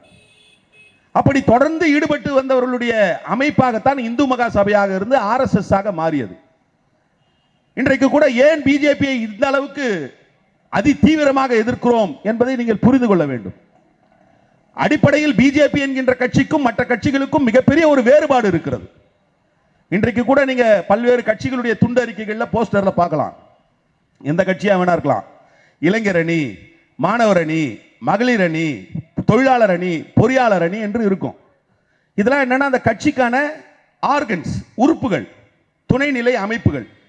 எல்லா கட்சியும் கட்சி வளரணுன்றதுக்காக அந்தந்த பிரிவுகளில் இருக்கக்கூடியவர்களை ஒருங்கிணைக்க வேண்டும் என்பதற்காக அது போன்ற அணிகளை வைத்திருக்கும். ஆனால் பிஜேபி என்பது அதுவே ஒரு உறுப்பு தான். மற்ற கட்சிகள் எல்லாம் உறுப்புகளை வைத்திருக்கிறார்கள், ஆனால் பிஜேபியே ஒரு உறுப்பு தான். மற்ற பார்ட்டிகளுக்கு ஆர்கன் இருக்கும், பிஜேபியே ஒரு ஆர்கன் தான். யாருடைய ஆர்கன், யாருடைய உறுப்பு? யாருடைய உறுப்பு என்றால் சமூக ஏற்றத்தாழ்வை நிலைநாட்ட வேண்டும், அப்படியே பாதுகாக்க வேண்டும் என்று நினைக்கக்கூடிய RSS உறுப்பு தான் பாரதிய ஜனதா கட்சி. இல்ல இன்னொரு மிகப்பெரிய ஒரு ஆபத்து என்னவென்றால், பாரதிய ஜனதா கட்சி இன்று இந்துக்கள் இந்துக்கள் என்று ஒரு சேர ஒரு அழைப்பை விடுக்கிறார்கள். அவர்கள் மேம்போக்காக அழைக்கக்கூடிய அந்த அழைப்பில் இந்துக்கள் என்கின்ற பொழுது அதில் இடைநிலை சமூகங்களில் இருக்கிறவர்களும் வருகிறார்கள். அவர்களும் அப்பாவித்தனமாக வடிவேல ஒரு படத்தில் கிட்னியை வந்து கூட்டு போவான் பாருங்க, ஒரு பையன் கூட்டு போய், அந்த மாதிரி இன்றைக்கு இடைநிலை சமூகத்தில் இருப்பவர் கிட்னியை உருவறதுக்காக பிஜேபி கூப்பிடுறான், வா வா இந்து வா இந்து வான்னு. ஆனால் அவர்களுடைய ஆபத்தை அல்லது அவர்களால் ஏற்படும் ஆபத்தை அவர்கள் புரிந்து கொள்ளவில்லை என்பதை நாம் தெரிந்து கொள்ள வேண்டும்.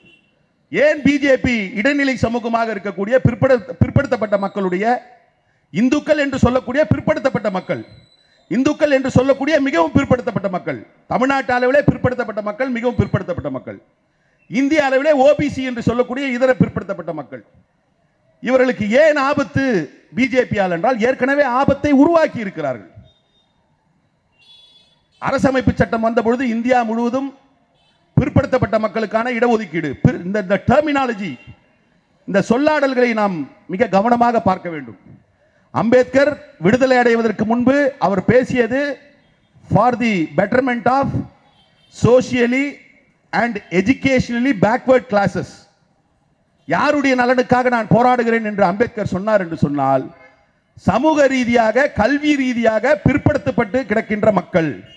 அப்ப எஸ்சி கிடையாது, பிசி கிடையாது, எம்பிசி கிடையாது, எல்லாரும் பிற்படுத்தப்பட்ட மக்கள் தான். அப்ப எப்படி எஸ்சி வருது, எப்படி பிசி வருது, எப்படி எஸ்டி வருது?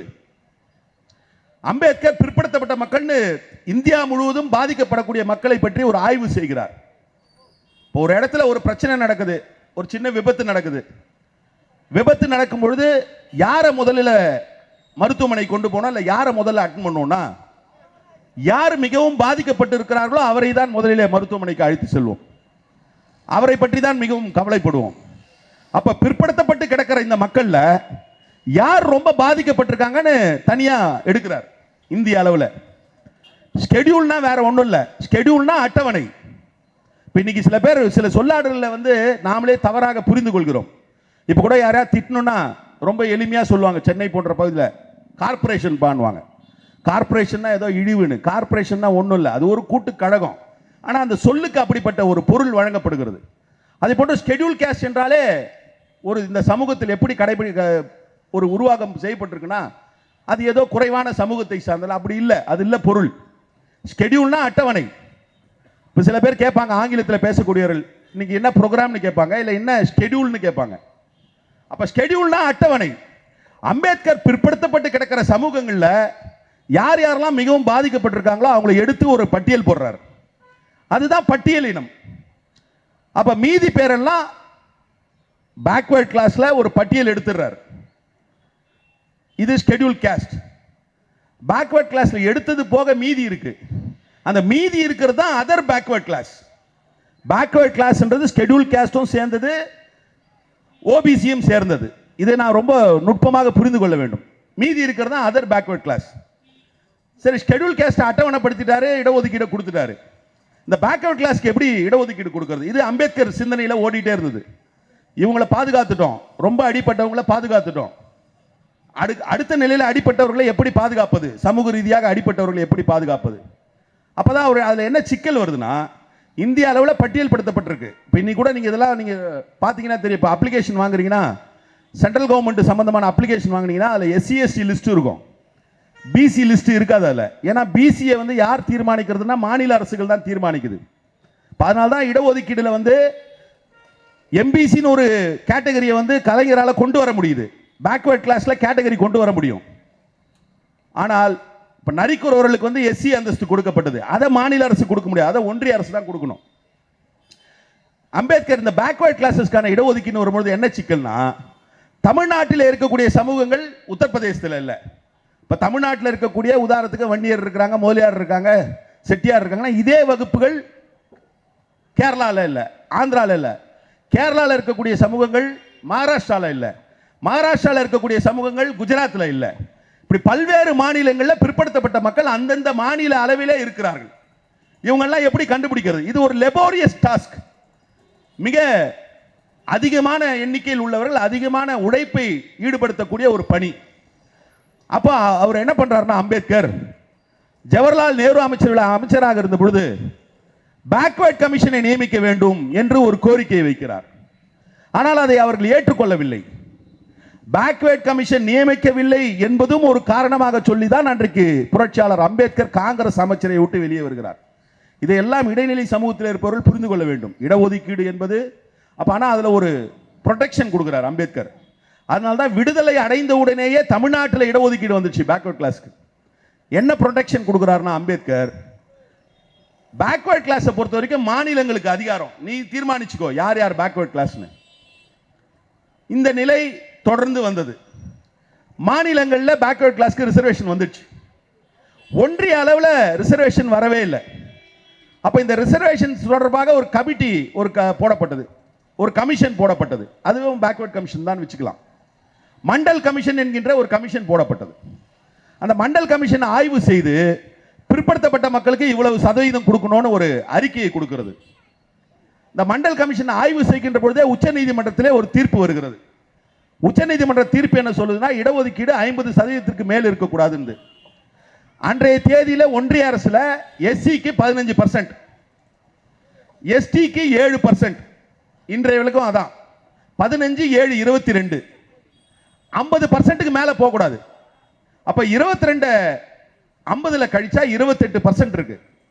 மண்டல் கமிஷன் ரெக்கமெண்ட் பண்ணது 46% பேக்வர்ட் கிளாஸுக்கு. ஆனா உச்ச நீதிமன்றம் என்ன சொல்லுது, ரிசர்வேஷன் 50% மேல போக கூடாது. இதை யாரும் நடைமுறைப்படுத்துவதற்கு முன்வரவில்லை. ஆனால் இடையிலே சமூக நீதி காவலர் என்று போற்றப்படக்கூடிய விபி சிங் அவர்கள் பிரதமராகிறார். அந்த அமைச்சரவைக்கு தமிழ்நாட்டிலிருந்து திராவிட முன்னேற்ற கழகத்திலிருந்து முற்பட்ட நிலையிலே சிந்திக்கக்கூடிய இயக்கங்கள் எல்லாம் ஆதரவு தெரிவிக்கின்ற திராவிடர் கழக தலைவர் ஆசிரியர் ஐயா வீரமணி அவர்கள் மிகப்பெரிய ஒரு முயற்சியை எடுக்கிறார், மிகப்பெரிய ஒரு முயற்சியை மேற்கொள்கிறார். என்ன முயற்சி என்றால், இந்திய அளவில் பிற்படுத்தப்பட்ட மக்களுக்கு ஒன்றிய அரசில் சென்ட்ரல் கவர்மெண்ட்ல எஜுகேஷன்லயும் வேலை வாய்ப்புலையும் எம்ப்ளாய்மெண்ட்லயும் ரிசர்வேஷன் மண்டல் கமிஷன் வந்தால் தான் நடக்கும்.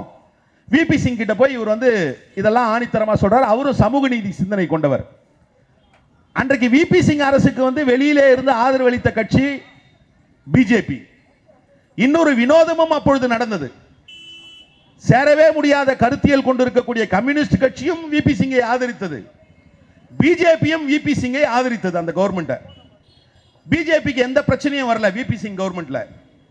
ஆனா எப்ப பிரச்சனை வருது பிஜேபிக்குனா, விபி சிங் மண்டல் கமிஷனை நடைமுறைப்படுத்துவோம் என்றார். எப்போ விபி சிங் மண்டல் கமிஷனை நடைமுறைப்படுத்துவோம் சொன்னாரோ அடுத்த நிமிடமே அத்வானி ரத யாத்திரை புறப்பட்டார். ரத யாத்திரை அவர் புறப்பட்டதற்கான அடிப்படை காரணமே ராமர் கோயில் கட்டுவதற்காக அல்ல. இதை புரிந்து கொள்ள வேண்டும் இடைநிலை சமூகத்தில் இருக்கவங்க. பாரதிய ஜனதா கட்சி நடத்திய ரத யாத்திரை என்பது அவர்கள் சொல்கிற இந்துக்கள் என்கின்ற வகையறையில் வரக்கூடிய பிற்படுத்தப்பட்ட மக்களுடைய இடஒதுக்கீட்டை பறிப்பதற்காக பிஜேபி அன்றைக்கு ரத யாத்திரை போனது. இப்ப சொல்லுங்க, பிஜேபி யாருக்கு எதிரி? எந்த இந்துக்களுக்கு எதிரி? சமூகத்தில் இருக்கக்கூடிய இடைநிலை சமூகத்தை சார்ந்த பிற்படுத்தப்பட்ட மக்களாக இருக்கக்கூடிய கிட்டத்தட்ட 60% மக்களுக்கு எதிரான நிலையை எடுத்த கட்சி தான் பாரதிய ஜனதா கட்சி. அதுதான் அங்க இருக்கக்கூடிய உண்மை. ஆனால் அன்றைக்கும் மண்டல் கமிஷனை ஆதரித்தது விடுதலை சிறுத்தைகள் கட்சி. அத்வானி ரத யாத்திரை புறப்பட்ட உடனே முழக்கத்தை எழுதினார் விடுதலை சிறுத்தைகள் கட்சியுடைய தலைவர் அண்ணன் எழுச்சி தமிழர். அன்று இலங்கை எரிந்தது அனுமானால், இன்றைக்கு இந்தியா எரிகிறது அத்வானியால் என்கின்ற முழக்கத்தை முன்வைத்தார். தொடர்ந்து அப்போ ஒரு நாடகம் ஆடினாங்க. அந்த ஜோர்லயே போய் இவங்க வந்து பாபர் மசூதியை இடிப்பதற்கான நடவடிக்கையில் ஈடுபடவில்லை. அவர் ரொம்ப ஆபத்தானவர்கள். எதையுமே செய்யறதுக்கு முன்னாடி ரொம்ப ஆழ்ந்து பயங்கரமா பிளான் பண்ணுவாங்க. கிளினிக்கல் எக்ஸிகியூஷன் என்று சொல்வார்கள். ஒரு கொலை பண்றதுல வந்து ஒரு சில பேர் ஒரு மொமெண்ட்ரியா திடீர்னு ஒரு கொலை பண்ணுவான். இந்த ப்ரொஃபஷனல் கில்லர் இருப்பான், ரொம்ப ஆழ்ந்து சிந்திச்சு கொலை பண்ணுவான்.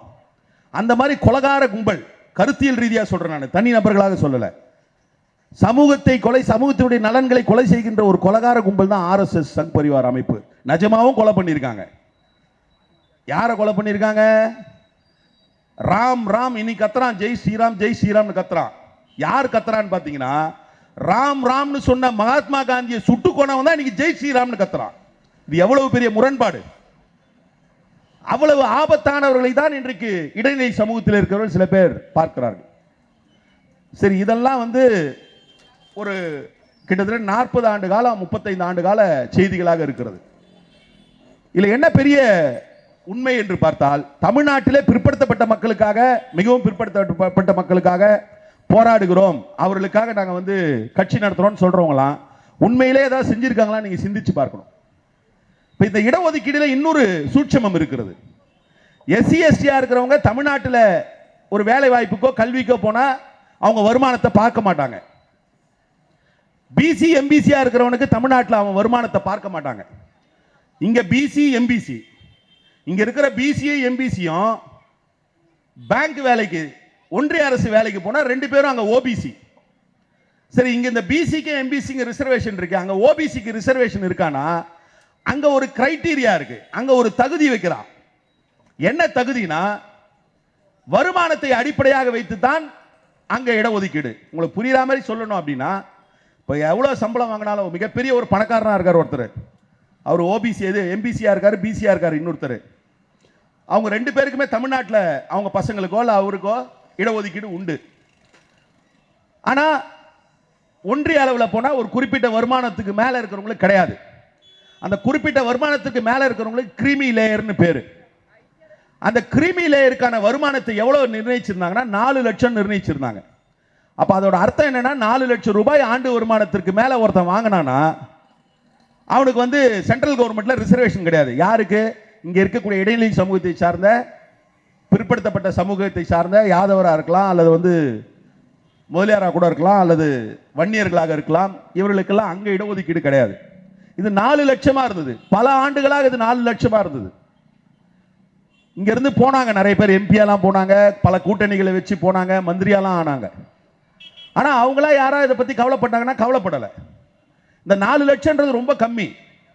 4 லட்சம் வருமானம்ன்றது ரொம்ப கம்மி. இதை உயர்த்தினாதான் இன்னும் நிறைய பேருக்கு ரிசர்வேஷன் கிடைக்கும்.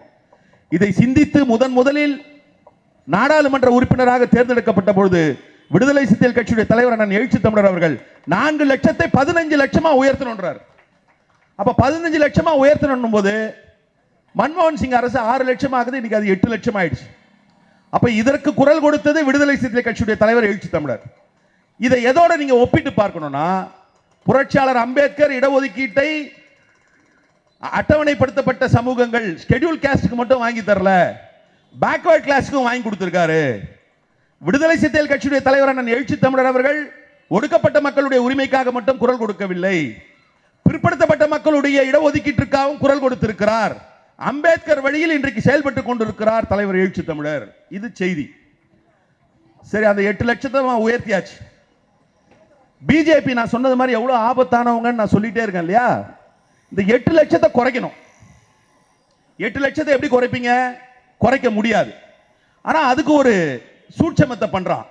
இப்போ நம்ம சாதாரணமாக சொல்லுவோம், ஒரு சின்ன கோட்டை ஒரு பெரிய கோட்டை சின்னதாக்குனா அது பக்கத்தில் இன்னொரு பெரிய கோட்டை போடுன்னு. என்ன சூட்சமத்தை கையாளுறான்னா, ஒரு கமிட்டி ஒன்று போடுறான் பிஜேபி. அந்த கமிட்டிக்கு பேர் பிபி சர்மா கமிட்டி. எதுக்குப்பா இந்த கமிட்டி? இந்த கமிட்டி வந்து பிற்படுத்தப்பட்ட மக்களுடைய இடஒதுக்கீட்டை பற்றி ஆய்வு செய்ய போகிறது. அவன் ஆய்வு செய்து ஒரு ரிப்போர்ட் கொடுக்குறான். அந்த ரிப்போர்ட் கொடுக்கறதுக்கு முன்னாடி இன்னைக்கு என்ன நிலைமைனா, இந்த இடஒதுக்கீட்டிற்கான வருமானத்தை கணக்கிடும் பொழுது மாச சம்பளம் கிடையாது. அரசு ஊழியர்களாக இருந்தா கிளாஸ் 1 ஆபீசரா இருந்தா அவருக்கு கிடையாது. கிளாஸ் ஏ ஆபீசரா இருந்தா, கிளாஸ் பி ஆபீசரா இருந்தா அவருக்கு உண்டு. ஒருவேளை அவருடைய மனைவியும் கிளாஸ் பி ஆபீசரா இருந்தா கிடையாது. இப்படி வகைப்படுத்தியிருக்காங்க. சம்பளம் வாங்குறவங்களுக்கு என்ன கணக்குனா, அவங்களுடைய மாத சம்பளம் கணக்கு கிடையாது, விவசாய வருமானம் கணக்கு கிடையாது. இன்னைக்கு இருக்கிற சூழல்ல பிஜேபி போட்ட கமிட்டி, இந்த பிபி சர்மா கமிட்டி என்ன பண்றானா, மாச சம்பளத்தையும் கணக்கில் எடுத்துக்கணும், வேளாண்மை வருமானத்தையும் கணக்கில் எடுத்துக்கணும் அப்படின்னு ரெக்கமெண்ட் பண்றான். இதை ரெக்கமெண்ட் பண்ணி கிட்டத்தட்ட நடைமுறைப்படுத்த போறாங்க. நான் சொல்வதையெல்லாம் இன்றைக்கு இருக்கக்கூடிய காலகட்டத்தில் எல்லாத்தையும் இணையத்தில் போய் பார்க்கலாம், இல்லை அது தொடர்பான ஆவணங்களை நீங்கள் போய் செக் பண்ணிக்கலாம். ஏதோ சில கட்சி தலைவனுங்களே சில பேர் ரொம்ப கேவலமாக போய் சொல்லிட்டு போகிறான். அது போன்ற பழக்கத்தை அப்படி வளர்க்கவில்லை விடுதலை சிறுத்தைகள் கட்சியை, விடுதலை சிறுத்தைகள் கட்சியில் இருக்கக்கூடிய தோழர்களை. இதை குறைக்கிறதுக்கு முற்படும் பொழுது அது தொடர்பாக முதலில் குரல் கொடுத்து அதை நடைமுறைப்படுத்தக்கூடாது என்று அதை தடுத்து நிறுத்திய ஒரு விடுதலை சிறுத்தைகள் கட்சியுடைய தலைவர் எழுச்சி தமிழர். இது பிசிக்கு அவர் செஞ்ச இரண்டாவது மிகப்பெரிய ஒரு நன்மை. மருத்துவ படிப்பில் என்ன பண்றாங்க, பல ஸ்டேட்ல மெடிக்கல் காலேஜே கிடையாது. அப்ப அந்த ஸ்டேட்ல இருக்க பசங்களாம் எப்படி படிப்பாங்க அப்படின்னு ஒன்றிய அரசு என்ன பண்ணுது, சென்ட்ரல் கவர்மெண்ட் என்ன பண்ணுது, எந்தெந்த ஸ்டேட்ல மெடிக்கல் காலேஜ் இருக்கோ அவங்களாம் வந்து ஒரு 10% சீட் எங்க கையில கொடுத்துருங்க, உங்க உங்க உங்க ஊர்ல 100 சீட் இருந்தா 10 சீட் எங்க கையில கொடுத்துருங்கன்னு வாங்கிக்கிறாங்க. அந்த மாதிரி எல்லா ஸ்டேட்லயும் வாங்கிட்டு அதுக்கு ஒரு பொதுவான என்ட்ரன்ஸ் வச்சு எல்லா ஸ்டேட்ல இருக்க பசங்களும் அதுல சேர்றாங்க. தப்பு கிடையாது. அதுல எஸ்சி எஸ்டிக்கு ரிசர்வேஷன் இருக்கு ரொம்ப நாளா. இடையில தமிழ்நாட்டில இருந்து பிற்படுத்தப்பட்ட மக்களுக்காகவே உழைக்கிறேன்னு சொல்லிட்டு ஒருத்தர் ஓட்டு வாங்கி எம்பி ஆகி மந்திரியா போய் உட்கார்ந்தாரு. என்ன மந்திரியா உட்கார்ந்தாருன்னா சுகாதாரத்துறை அமைச்சரா உட்கார்ந்தாரு. அவரு சுகாதாரத்துறை அமைச்சரா இருக்கும் பொழுது கூட பிற்படுத்தப்பட்ட மக்களுக்கு அதுல இடஒதுக்கீடு இல்லை. யாரு இருக்கும்போது சுகாதாரத்துறை அமைச்சரா பிற்படுத்தப்பட்ட மக்களுக்காகவே பிறந்து அவங்களுக்கு ரிசர்வேஷன் கொடுத்தா அப்படியே அழுது அடம் பிடிச்சி பாகுபலியை பார்த்தாருன்னா அவருக்கு பதவி ஏற்கிற ஞாபகம்லாம் வரும் ஒருத்தருக்கு. அவர் வந்து என்ன பண்ணாருன்னா மந்திரியா இருக்கும் போதே அதை பத்தி கவலைப்படலை. ஆனால் இந்த முறை பாராளுமன்ற உறுப்பினராக தேர்ந்தெடுக்கப்பட்டவுடன் உடனடியாக மத்திய சுகாதாரத்துறை அமைச்சரை பார்த்து கட்சியினுடைய தலைவர் அண்ணன் எழுச்சி தமிழர் அவர்களும் பொதுச் செயலாளர் அண்ணன் ரவிக்குமார் அவர்களும் ஒரு மனுவை கொடுக்கிறார்கள். அவங்க சொல்ற மாதிரி ஒடுக்கப்பட்ட மக்களை பற்றி மட்டுமே சிந்திக்கக்கூடிய தலைவரா, ஒரு குறுகிய நோக்கம் கொண்ட தலைவரா, ஒரு தற்குறி தலைவரா போன்ற தலைவர் இல்லை தலைவர் எழுச்சி தமிழர். அப்பனா எஸ்சி எஸ்டிக்கு தான் ரிசர்வேஷன் இருக்கேன்னு விட்டுட்டு போயிட்டு இருப்பாரு. இதுல ஓபிசிக்கு ரிசர்வேஷன் லெட்டர் கொடுக்குறாரு. தொடர்ந்து என்ன பண்றாருன்னா கேஸ் போடுறாரு உச்சநீதிமன்றத்தில். உச்சநீதிமன்றத்தில் கேஸ் போடுற நேரத்தில் இங்க தமிழ்நாட்டில் இருந்து வில்சன் அவர்கள் மாநிலங்களவைக்கு தேர்ந்தெடுக்கப்படுறார். மாநிலங்களவையில் இந்த பிரச்சனையை எழுப்புறார். இந்த பிரச்சனையை எழுப்பின உடனே திமுக அதை கையில் எடுக்கிறது. உச்சநீதிமன்றத்தில் நாங்கள் போட்ட வழக்கில் மாநில உயர்நீதிமன்றத்தில் போய் இதற்கான தீர்வை பெறுங்கள் என்கிறார்கள். உயர்நீதிமன்றத்தில் வருவதற்குள் அவர்கள் மனு தாக்கல் செய்கிறார்கள். நல்லது, திராவிட முன்னேற்ற கழகம் மனு தாக்கல் செய்கிறது. மனு தாக்கல் செய்து அதற்கு பிறகு அந்த வழக்கில் வெற்றி பெற்று இன்றைக்கு இடஒதுக்கீடு அங்கு நிலைநாட்டப்பட்டிருக்கிறது என்று சொன்னால் அதற்கான விதையை விதைத்தவர் விடுதலை சிறுத்தைகள் கட்சியுடைய தலைவர் நான் எழுச்சி தமிழர். இல்ல போஸ்ட் மெட்ரிக் ஸ்காலர்ஷிப் பத்தி சொன்ன, அதுவும் பேக்வர்ட் கிளாஸ்க்கு இருக்கு. அதையும் பணம் குறைக்க பார்த்தாங்க. அதையும் விடுதலை சிறுத்தைகள் கட்சி தலைவர் அண்ணன் எழுச்சி தமிழர் அவர்கள் நிறுத்தி இருக்கிறார். அடிக்கிட்டே போலாம். பிற்படுத்தப்பட்ட மக்களுக்காக பாடுபடுகிறேன்னு சொல்லிட்டு ஒன்னும் செய்யாம இருக்கிறான். நான் இவங்களுக்காக பாடுபடுறேன்னு சொல்லாமையே அவர்களுக்காக பாடுபடக்கூடிய உண்மையான தலைவராக தலைவர் எழுச்சி தமிழர் இருந்து கொண்டிருக்கிறார். ஆனால் இதுல மிகப்பெரிய ஒரு வேதனை என்னன்னா, அரசியல் இயக்கங்கள் கூட அல்ல, ஊடகத்திலே இருப்பவர்கள், ஊடகத்தில் இருக்கிறதா சொல்லிக்கிறவங்க, அதுவும் இந்த சோசியல் மீடியா வந்ததுலேருந்து எவன் எழுதுறான் எவன் பேசுறான், அவனுக்கு ஏதாவது அடிப்படை அறிவு இருக்கிறா அதை பற்றி. இப்போ நான் போய் காவல்துறை புலனாய்வு பற்றி, நுண்ணிய புலனாய்வு பற்றி நான் பேச முடியுமா? எனக்கு தெரிஞ்சதான் நான் பேச முடியும். ஆனால் நான் பேசுறேன், எவனோ ஏதோ தான் பேசுறான். இன்றைக்கு வந்து விடுதலை சிறுத்தைகள் கட்சி பொது தொகுதி கேட்கிறார்கள். நான் கேட்குறேன், எல்லா கட்சியும் தேர்தல் கமிஷன்ல பதிவு பண்றோம், எல்லா கட்சியும் தேர்தலில் போட்டியிடுவதற்காக பதிவு செய்கிறோம். இந்த கட்சி தனி தொகுதியில் நிற்கணும், இந்த கட்சி பொது தொகுதியில் நிற்கணும், தேர்தல் கமிஷன் ஏதாவது வரையறை பண்ணியிருக்கானா? இல்லை. சரி, ஒரு வாதத்திற்காக கேட்கிறேன். விடுதலை சிறுத்தைகள் கட்சி தனி தொகுதியில் மட்டும்தான் நிற்க வேண்டும், பொது தொகுதியில் நிற்கக்கூடாது என்றால் பொது தொகுதியில் நிற்கிறவர்கள் தனி தொகுதியில் நிற்கலாமா? ஒரு வாதத்திற்காக. இது என்ன மாறுபட்ட நிலை? ஏன் இப்படிப்பட்ட சூழலை உருவாக்குகிறார்? என்ன அவங்களை தடுக்குது? யாரோ ஒருத்தர் ஒரு கட்சியை ஆரம்பிக்கிறான்னா அவன் ஒடுக்கப்பட்ட இனத்தை சாராதவனாக தான் அவனை பற்றி கவலை இல்லை, எல்லோரும் போய் சேருவது என்கிறார். ஒடுக்கப்பட்ட சமூகத்திலிருந்து ஒரு தலைவர் ஒரு எழுச்சி பெறுகிறார் என்றால் அதிலே ஒரு தயக்கம் இருந்தது. அதெல்லாம் உடைச்சாச்சு. இன்றைக்கு தலைவர் எழுச்சி Tamil braking all the barriers என்று சொல்வார்கள் ஆங்கிலத்தில். இன்றைக்கு அனைத்து தடைகளும் அடித்து நொறுக்கி இருக்கிறார். அதனுடைய அடையாளமாக தான் இந்த கட்சியிலே என்னை போன்றவர்கள் சட்டமன்ற உறுப்பினர்களாக இன்றைக்கு தேர்வு செய்யப்பட்டு இருக்கிறோம். இன்றைக்கு யாரு கிண்டல் பண்றான்னா 10 முறை ஏர்போர்ட்ல லிஸ்ட் எடுத்துன்னு போறான் பிஜேபி காரன். கஞ்சா விற்கிறவன், பான்பாரக விற்கிறவன், நாட்டில் வந்து இந்த இது நம்ம போலீஸ் பாஷையில் சொல்லுவாங்க பிச்சுவா பக்கரி, பிளேடு, இந்த ஆருத்ரா மோசடி கேஸு, இதெல்லாம் எடுத்துட்டு போறான். இன்ன வரைக்கும் வேட்பாளரை அறிவிக்கல. யார் கூட கூட்டணினே தெரியாம இங்க சுத்திட்டு இருக்கான். நான் தான் அன்னைக்கு கூட சொன்னேன், நான் திண்டிவனத்தில் இருக்கிற மாம்பழம் சேலத்தில் இருக்கிற எடப்பாடியோட சேர்ந்து ஒட்டு மாம்பழம் ஆக போதா, இல்லை டெல்லியில் இருக்கிற பாதுஷா மோடியோட சேர்ந்து இமாம் பசந்தா மாற போதான்னு அதுக்கே தெரியல, அந்த மாம்பழத்துக்கே தெரியல.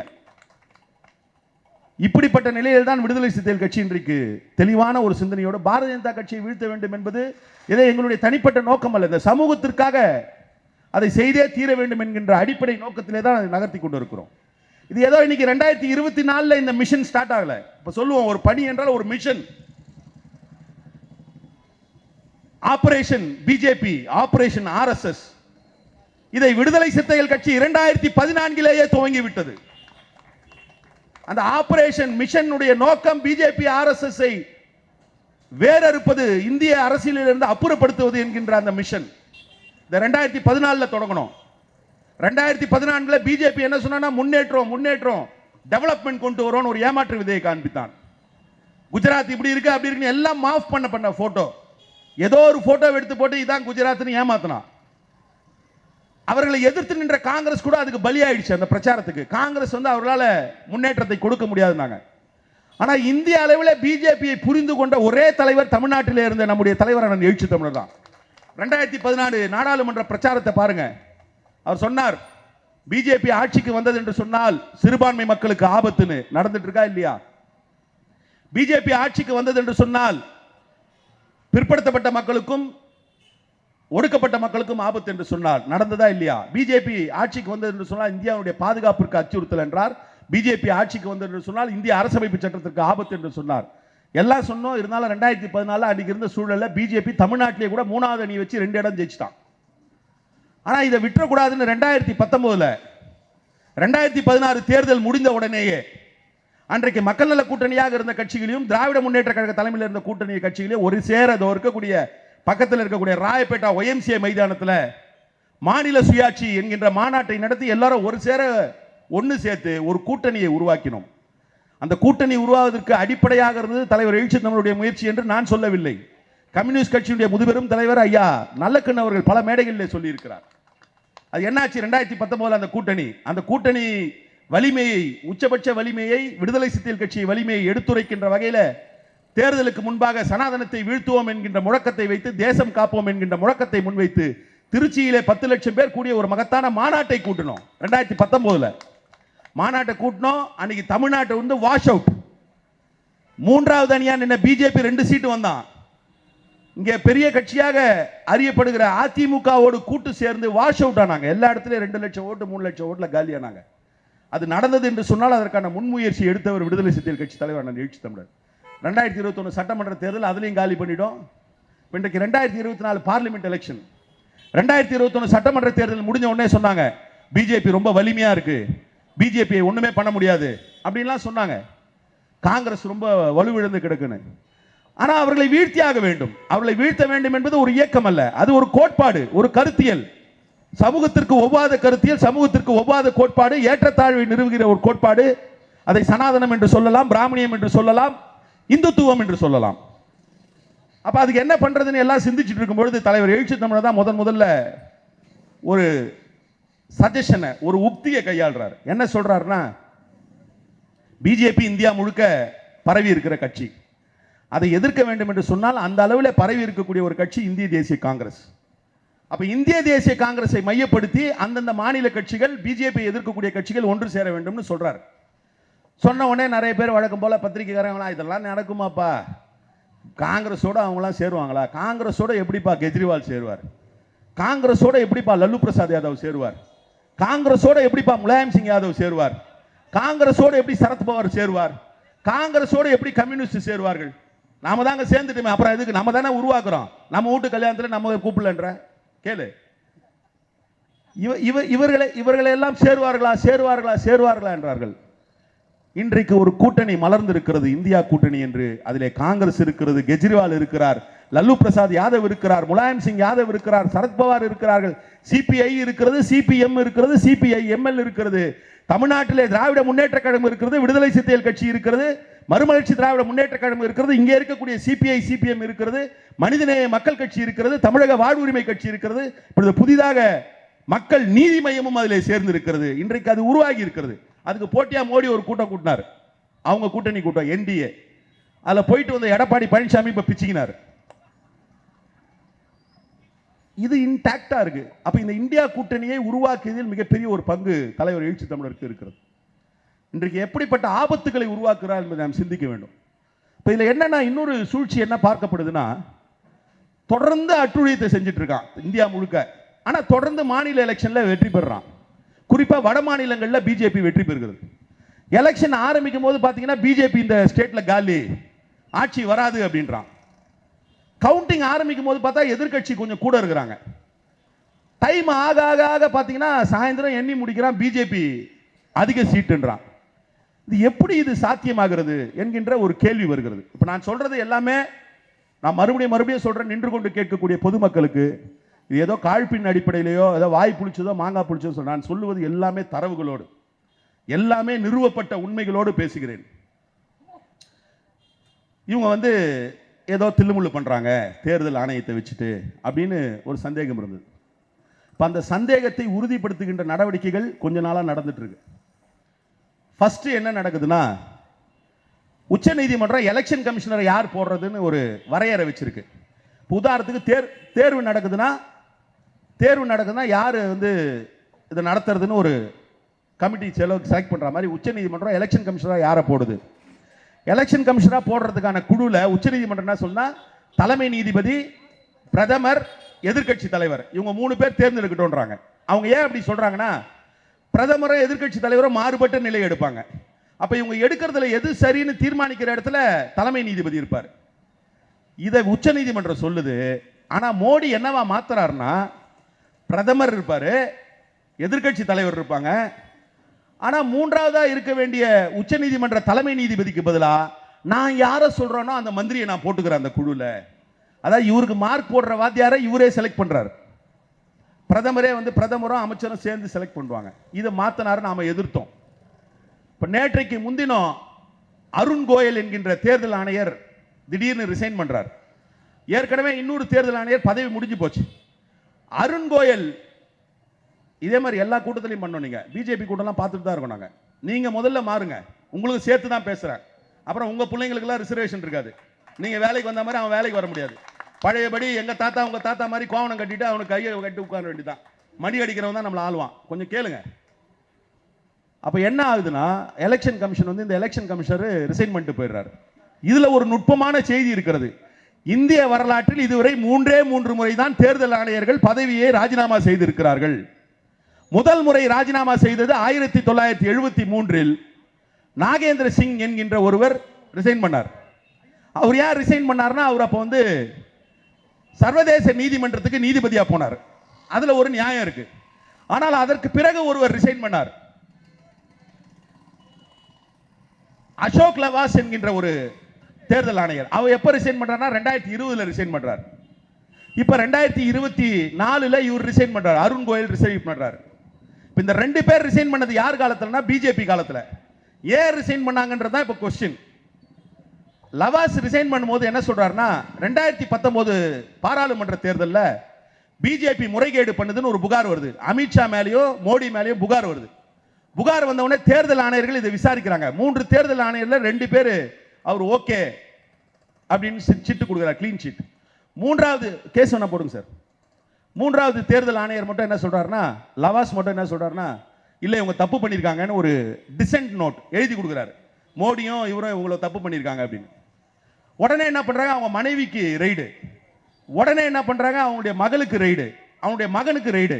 அவர் பயந்து போய் என்ன பண்றாருன்னா, இன்னும் 10 நிமிஷம் சார், ஏசியன் டெவலப்மெண்ட் பேங்க்னு ஒரு பேங்க்குக்கு வந்து சேர்மனா போயிடுறாரு. இது நடந்தது எப்போ, 2020. ஏன் நடக்குது, இவங்க வந்து தப்பு பண்ணாங்கன்னு நிரூபிச்ச தேர்தல் ஆணையர் ரிசைன் பண்ணிட்டார். இப்போ இந்த தேர்தல் ஆணையர் ரிசைன் பண்ணியிருக்காரு. எப்போ ரிசைன் பண்றாரு, எலெக்ஷன் வரும்போது ரிசைன் பண்றாரு. ஏன் ரிசைன் பண்ணாரு தகவல் தெரியல. அவர் உடம்பு சரியில்லைன்றாங்க, அவர் நல்லா தான் இருக்காரு. அப்போ தேர்தலில் இவர்கள் ஏதோ செய்கிறார்கள் என்பது இன்றைக்கு உறுதியாகி இருக்கிறது. இப்போ தேர்தலில் இவர்கள் ஏதோ செய்கிறார்கள் என்ன செய்ய முடியும்? இன்றைக்கு எலக்ட்ரானிக் ஓட்டிங் மிஷின் என்று சொல்லக்கூடிய மின்னணு இயந்திரத்தை பயன்படுத்துறோம். இந்த மின்னணு இயந்திரம் பயன்படுத்துறதுனால வந்து டெக்னாலஜி தானே இம்ப்ரூவ் ஆயிருக்கு. டெக்னாலஜி தான் நம்ம பயன்படுத்துறோம், நம்ம சொல்றோம். நான் கேட்கிறேன், டெக்னாலஜிக்கு நம்ம எப்ப பாரு அமெரிக்காவை சொல்றோம், லண்டனை சொல்றோம், இல்ல பிற நாடுகளை சொல்றோம், பிரான்ஸ் சொல்றோம், எங்கேயோ சொல்றோம். வேற வளர்ச்சி அடைந்த நாடுகள் எங்கேயும் இந்த மின்னணு வாக்கு இயந்திரம் இல்லை. அப்ப உங்களுக்கு மட்டும் ஏன் இந்த வாக்கு இயந்திரம்? அப்ப இந்த வாக்கு இயந்திரம் முதல்ல கண்டுபிடிக்கப்பட்டது 1977. 80 எலெக்ஷன் கமிஷன் இதை வச்சு எலெக்ஷன் நடத்த போறேன்றான். 84 எலெக்ஷன் நடத்தினா அப்போ ஒருத்தன் உச்சநீதிமன்றம் போறான். உச்சநீதிமன்றம் அந்த எலெக்ஷனை ரத்து பண்ணிடுது. என்ன சொல்றாங்கன்னா, ஓட்டு போட்டவங்களுக்கு யாருக்கு ஓட்டு போட்டோன்னு உறுதி பண்ணலன்னு. அதுக்கப்புறம் 2004 2001 ஜெயலலிதா அம்மையார் வழக்கு போடுறாங்க, இது வேண்டாம் அப்படின்னு. அதுவும் தள்ளுபடி ஆயிடுது. 2004 இருந்து இந்த எலெக்ஷன் மிஷின் வருது. எலெக்ஷன் மிஷின் வந்த உடனே என்ன பண்ணா, முதல்ல நம்ம கிட்ட சீட்டை கொடுத்தா, சீட்டை மடிச்சு நம்ம டப்பால போடுவோம். அந்த டப்பாவை அப்படியே எடுத்துட்டு போய் எண்ணுவான், ரிசல்ட் அறிவிப்பான். ரைட். இப்போ என்ன பண்ணா, 2 பாக்ஸ் வச்சான். ஒரு பாக்ஸை வந்து பேலட் பாக்ஸ்ன்றான், இன்னொரு பாக்ஸை வந்து கண்ட்ரோல் யூனிட்னு சொல்றான். பேலட் பாக்ஸ்ல போய் நீங்க நிக்கிறீங்க, உங்களுக்கு எந்த சின்னம் வேணுமோ அதில் அழுத்துறீங்க. பானை சின்னம்னா பானை சின்னம், உதயசூரியனா உதயசூரியன் அழுத்துறீங்க. லைட் எரியுது. லைட் எரிஞ்ச உடனே என்ன சொல்றான், லைட் எரிஞ்சிடுச்சு, நீங்க போட்டது ஓகே, உங்க ஓட்டு போட்டாச்சு போங்கன்றான். நீங்க போட்டது ஒரு பொட்டியில, அவன் என்றது இந்த பொட்டி இல்ல. ஏற்கனவே வாக்குச்சீட்டை கொண்டு போய் போட்டீங்க, அந்த பொட்டி என்னன்னா, ஆனா அவன் ஓட்டு போட்ட பொட்டி என்னல, இது தனியா வச்சுட்டு கண்ட்ரோல் யூனிட் எடுத்துட்டு வந்து என்றான். இதுல என்ன பண்ண முடியும்னு நீங்க கேட்கலாம். இன்னைக்கு அறிவியல் பூர்வமா தொழில்நுட்ப வல்லுநர்கள் சொல்கிறார்கள். முதல்ல இன்னொன்னு தெரிஞ்சுக்கணும், அறிவியல்னாலே அதை தகுடு திருத்தம் பண்ணலாம். முன்னாடிலாம் பேங்கை கொள்ளையடிக்கணும்னா என்ன பண்ணுவாங்க, நல்ல பாதுகாப்பான போலீஸ் அங்க இருக்கிறவங்க எல்லாம் பாதுகாப்பெல்லாம் போட்டா பேங்க் கொள்ளையடிக்க முடியாது. இன்னைக்கு அதெல்லாம் நீங்க 1000 பேரை கூட பேங்க் வாசல்ல போடு, எங்கேயோ ஒரு மூலையில உட்கார்ந்து ஒருத்தன் ஹேக் பண்றான் அக்கௌண்ட்டை, அப்போ பாதுகாக்க முடியாது, டெக்னாலஜியில பாதுகாக்க முடியாது. இதுல போட்ட ஓட்டு இதுல டிரான்ஸ்ஃபர் ஆகுதுன்றான். இப்போ என்ன சொல்றாங்கன்னா, இந்த ஓட்டு பேலட் பாக்ஸ், இந்த பேலட் பாக்ஸையோ இன்னொன்னு இணைச்சு கூட அதில் வாக்குகளை போடலான்னு ஒன்று ப்ரூவ் பண்ணிட்டாங்க. உடனே கோர்ட்ல வந்து என்ன சொல்றாங்க, எலெக்ஷன் கமிஷனு, நாங்க வேற ஒரு அரேஞ்ச்மெண்ட் பண்றோம், அது வந்து உங்களுக்கு நீங்க எந்த சின்னத்துக்கு ஓட்டு போட்டீங்களோ அதை உறுதிப்படுத்தும்ன்றான். சரி ஓகே, என்ன பண்ண போறீங்க, நாங்க ஒரு பாக்ஸ் தரோம். இந்த பாக்ஸ் என்ன, இது பேரு VVPAT, voter verifiable paper audit trail. ஓட்டர்னா வாக்காளர், வெரிஃபையபிள்னா சரி பார்த்து கொள்ள, பேப்பர் ஆடிட் ட்ரையல்னா பேப்பர் மூலம் நீங்கள் சரி பார்த்து கொள்ளக்கூடிய ஒரு முறை. இந்த பாக்ஸ் வைக்கிறீங்க, இந்த பாக்ஸ் என்ன பண்ணும், நீங்க இதுல ஓட்டு போடுறீங்களா, ஆமா போடுறேன், நீங்க எந்த சின்னத்துக்கு போட்டீங்களா அந்த சின்னம் இதுல வரும். ரைட், வருது, பேப்பர் வருது, 6 செகண்ட் நிற்கும். அதில் பார்த்துக்குங்க, பார்த்துக்கிட்டேன். அந்த பேப்பர் எங்க போகுதுன்னா அது உள்ளவே போயிடுது. இதை கோர்ட்ல சொன்னோடனே கோர்ட்ல என்ன கேட்கறாங்க, நீதிபதி நியாயமா கேட்கிறாரு, இந்த ஓட்டர்லாம் பார்த்தாங்களா பேப்பரு, அந்த பேப்பரை எண்ணுவீங்களா அப்படின்னு கேட்கறாங்க. எண்ணுவாங்க அப்படின்றாங்க. எவ்வளவு எண்ணுவீங்க, 50% எண்ணுவீங்களா? இப்போ திருவல்லிக்கேணி சேப்பாக்கம் தொகுதியில் 300 பூத் இருக்குன்னா 150 பூத்தில் எண்ணுவீங்களா அந்த பேப்பர்னு கேட்குறாரு. அவ்வளோலாம் முடியாதுங்கன்றாங்க எலெக்ஷன் கமிஷன். அப்போ எவ்வளோ எண்ணுவீங்க, ஒரு 75 பூத்தாவது எண்ணுவீங்களா? இல்லை இல்லை அவ்வளோலாம் முடியாது. எவ்வளோ பூத்து தான்ப்பா எண்ணுவீங்க? ஒரு சட்டமன்ற தொகுதிக்கு 5 பூத்து எண்ணுவோன்றாங்க எலெக்ஷன் கமிஷன்.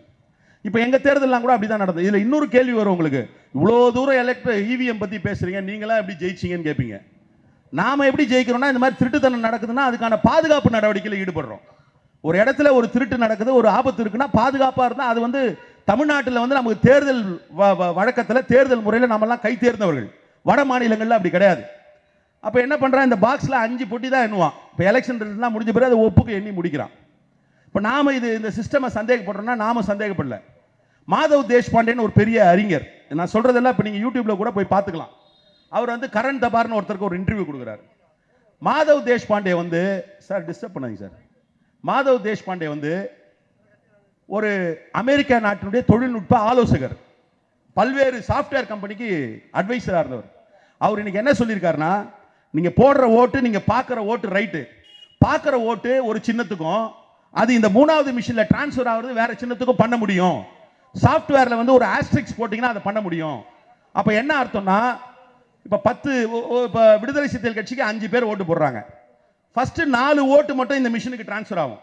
ஒரு ரேஷியோ செட் பண்ணிட்டாங்கன்னா 5வது ஓட்டு அவங்க எதுக்கு போகணும்னு நினைக்கிறாங்களோ அதுக்கு போயிடும். அப்போ என்ன அர்த்தம்னா, நீங்க பார்க்குற சின்னத்துக்கு ஓட்டு போகாது. அப்போ ஒரு இடத்துல 2 கட்சிக்கு இடையில ஒரு 20% வித்தியாசம் இருக்குன்னா, அங்கே 1:5 ரேஷியோ வச்சா ஜெயிச்ச கட்சி தோத்த கட்சி ஆகிடும், தோத்த கட்சி ஜெயிச்ச கட்சி ஆகிடும். இதை மறுபடியும் சொல்றேன், நான் சொல்லவில்லை, இல்லை வந்து அரசியல் மட்டுமே பேசக்கூடிய சொல்லவில்லை. மாதவ் தேஷ்பாண்டே என்கின்ற ஒரு பல நிறுவனங்களுக்கு தலைவராக இருந்தவர் சொல்லி இருக்கிறார். இன்றைக்கு அது வந்து பதிவு செய்யப்பட்டிருக்கிறது. இப்போ இதெல்லாம் சொன்ன உடனே என்ன பண்றோம், இப்போ இந்த இந்தியா கூட்டணின்னு சொன்னோம் இல்லையா, இந்த இந்தியா கூட்டணி பல தலைவர்களுக்கு பல பணிகளை கொடுத்தார்கள். அதில் விடுதலை சிறுத்தைகள் கட்சியுடைய தலைவருக்கு அவர்கள் வழங்கி இருக்கக்கூடிய பணி தேர்தலுக்கான உக்திகளை வகுப்பது. Strategies of India alliance, India கூட்டணிக்கான ஸ்ட்ராட்டஜியை வகுக்கக்கூடிய பொறுப்பு தலைவர் எழுச்சி தமிழருக்கு. அவர் அந்த ஸ்ட்ராட்டஜியை வகுக்கும் பொழுது அவர் என்ன சொல்றாருன்னா, இந்த எலக்டோரல் மிஷின்ல பிரச்சனை இருக்குன்றார். அப்ப அவங்க சொல்றாங்க, இதை என்ன பண்ணலாம்னு சொல்லுங்க. இப்ப அவங்க என்ன சொல்றாங்கன்னா, எலெக்ஷன் கமிஷன்ல பழையபடி ஓட்டு சீட்லாம் கொடுத்தா லேட் ஆகும், ரைட்டு, நீ இவிஎம் வச்சுக்கோ, நாங்க அதுல ஒன்றும் தப்பு சொல்ல, எண்றதுக்கு லேட் ஆகணும் ஒரு சாக்கு சொல்றாங்க. இப்ப என்ன, தேர்தல் முடிஞ்சு அடுத்த நாளா என்ற, நீ தேர்தல் முடிஞ்சு 2 மாசம் கழிச்சு என்ற. சில நேரங்களில் தேர்தல் நடந்து முடிஞ்சதே ஜனங்க மறந்து போயிடுறாங்க. ரிசல்ட் வர அன்னைக்கு, ஓ இன்னைக்கு ரிசல்ட்டான்னு போறாங்க. 2 மாசம் கழிச்சு நீ என்ன போற, என்ன அவசரம், எலெக்ஷன் போடட்டும். இப்போ நாங்க என்ன சொல்றோம், நாங்கன்னா விடுதலை சிறுத்தைகள் கட்சி தலைவர் என்ன சொல்றாருன்னா, நீ 3 பாக்ஸ் வைக்கிற, மொதல் பாக்ஸ் பேலட் யூனிட், 2வது பாக்ஸ் விவிபேட், 3வது பாக்ஸ் கண்ட்ரோல் யூனிட். நான் போடுறது முதல் பாக்ஸ்ல பேலட் பாக்ஸ்ல, நான் என் சின்னத்தை பார்க்கறது விவிபேட்ல, ஆனா ஓட்டு நீ என்றது 3வது இருக்கிற கண்ட்ரோல் யூனிட்ல. நான் போட்ட பொட்டியும் என்ன மாட்டுற, நான் பார்த்த பொட்டியும் என்ன மாட்டுற, ரெண்டுத்துக்கும் சம்பந்தம் இல்லாத ஒரு பொட்டியை என்ற. ஏன் இந்த பிரச்சனை உனக்கு?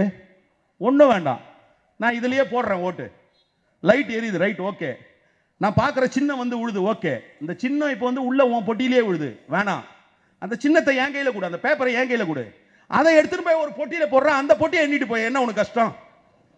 அவ்வளவுதானே. இந்த சிஸ்டம் மாத்தல, நாங்க பழையபடி போக சொல்ல, இது தலைவர் எழுச்சி தமிழருடைய முன்மொழிவு.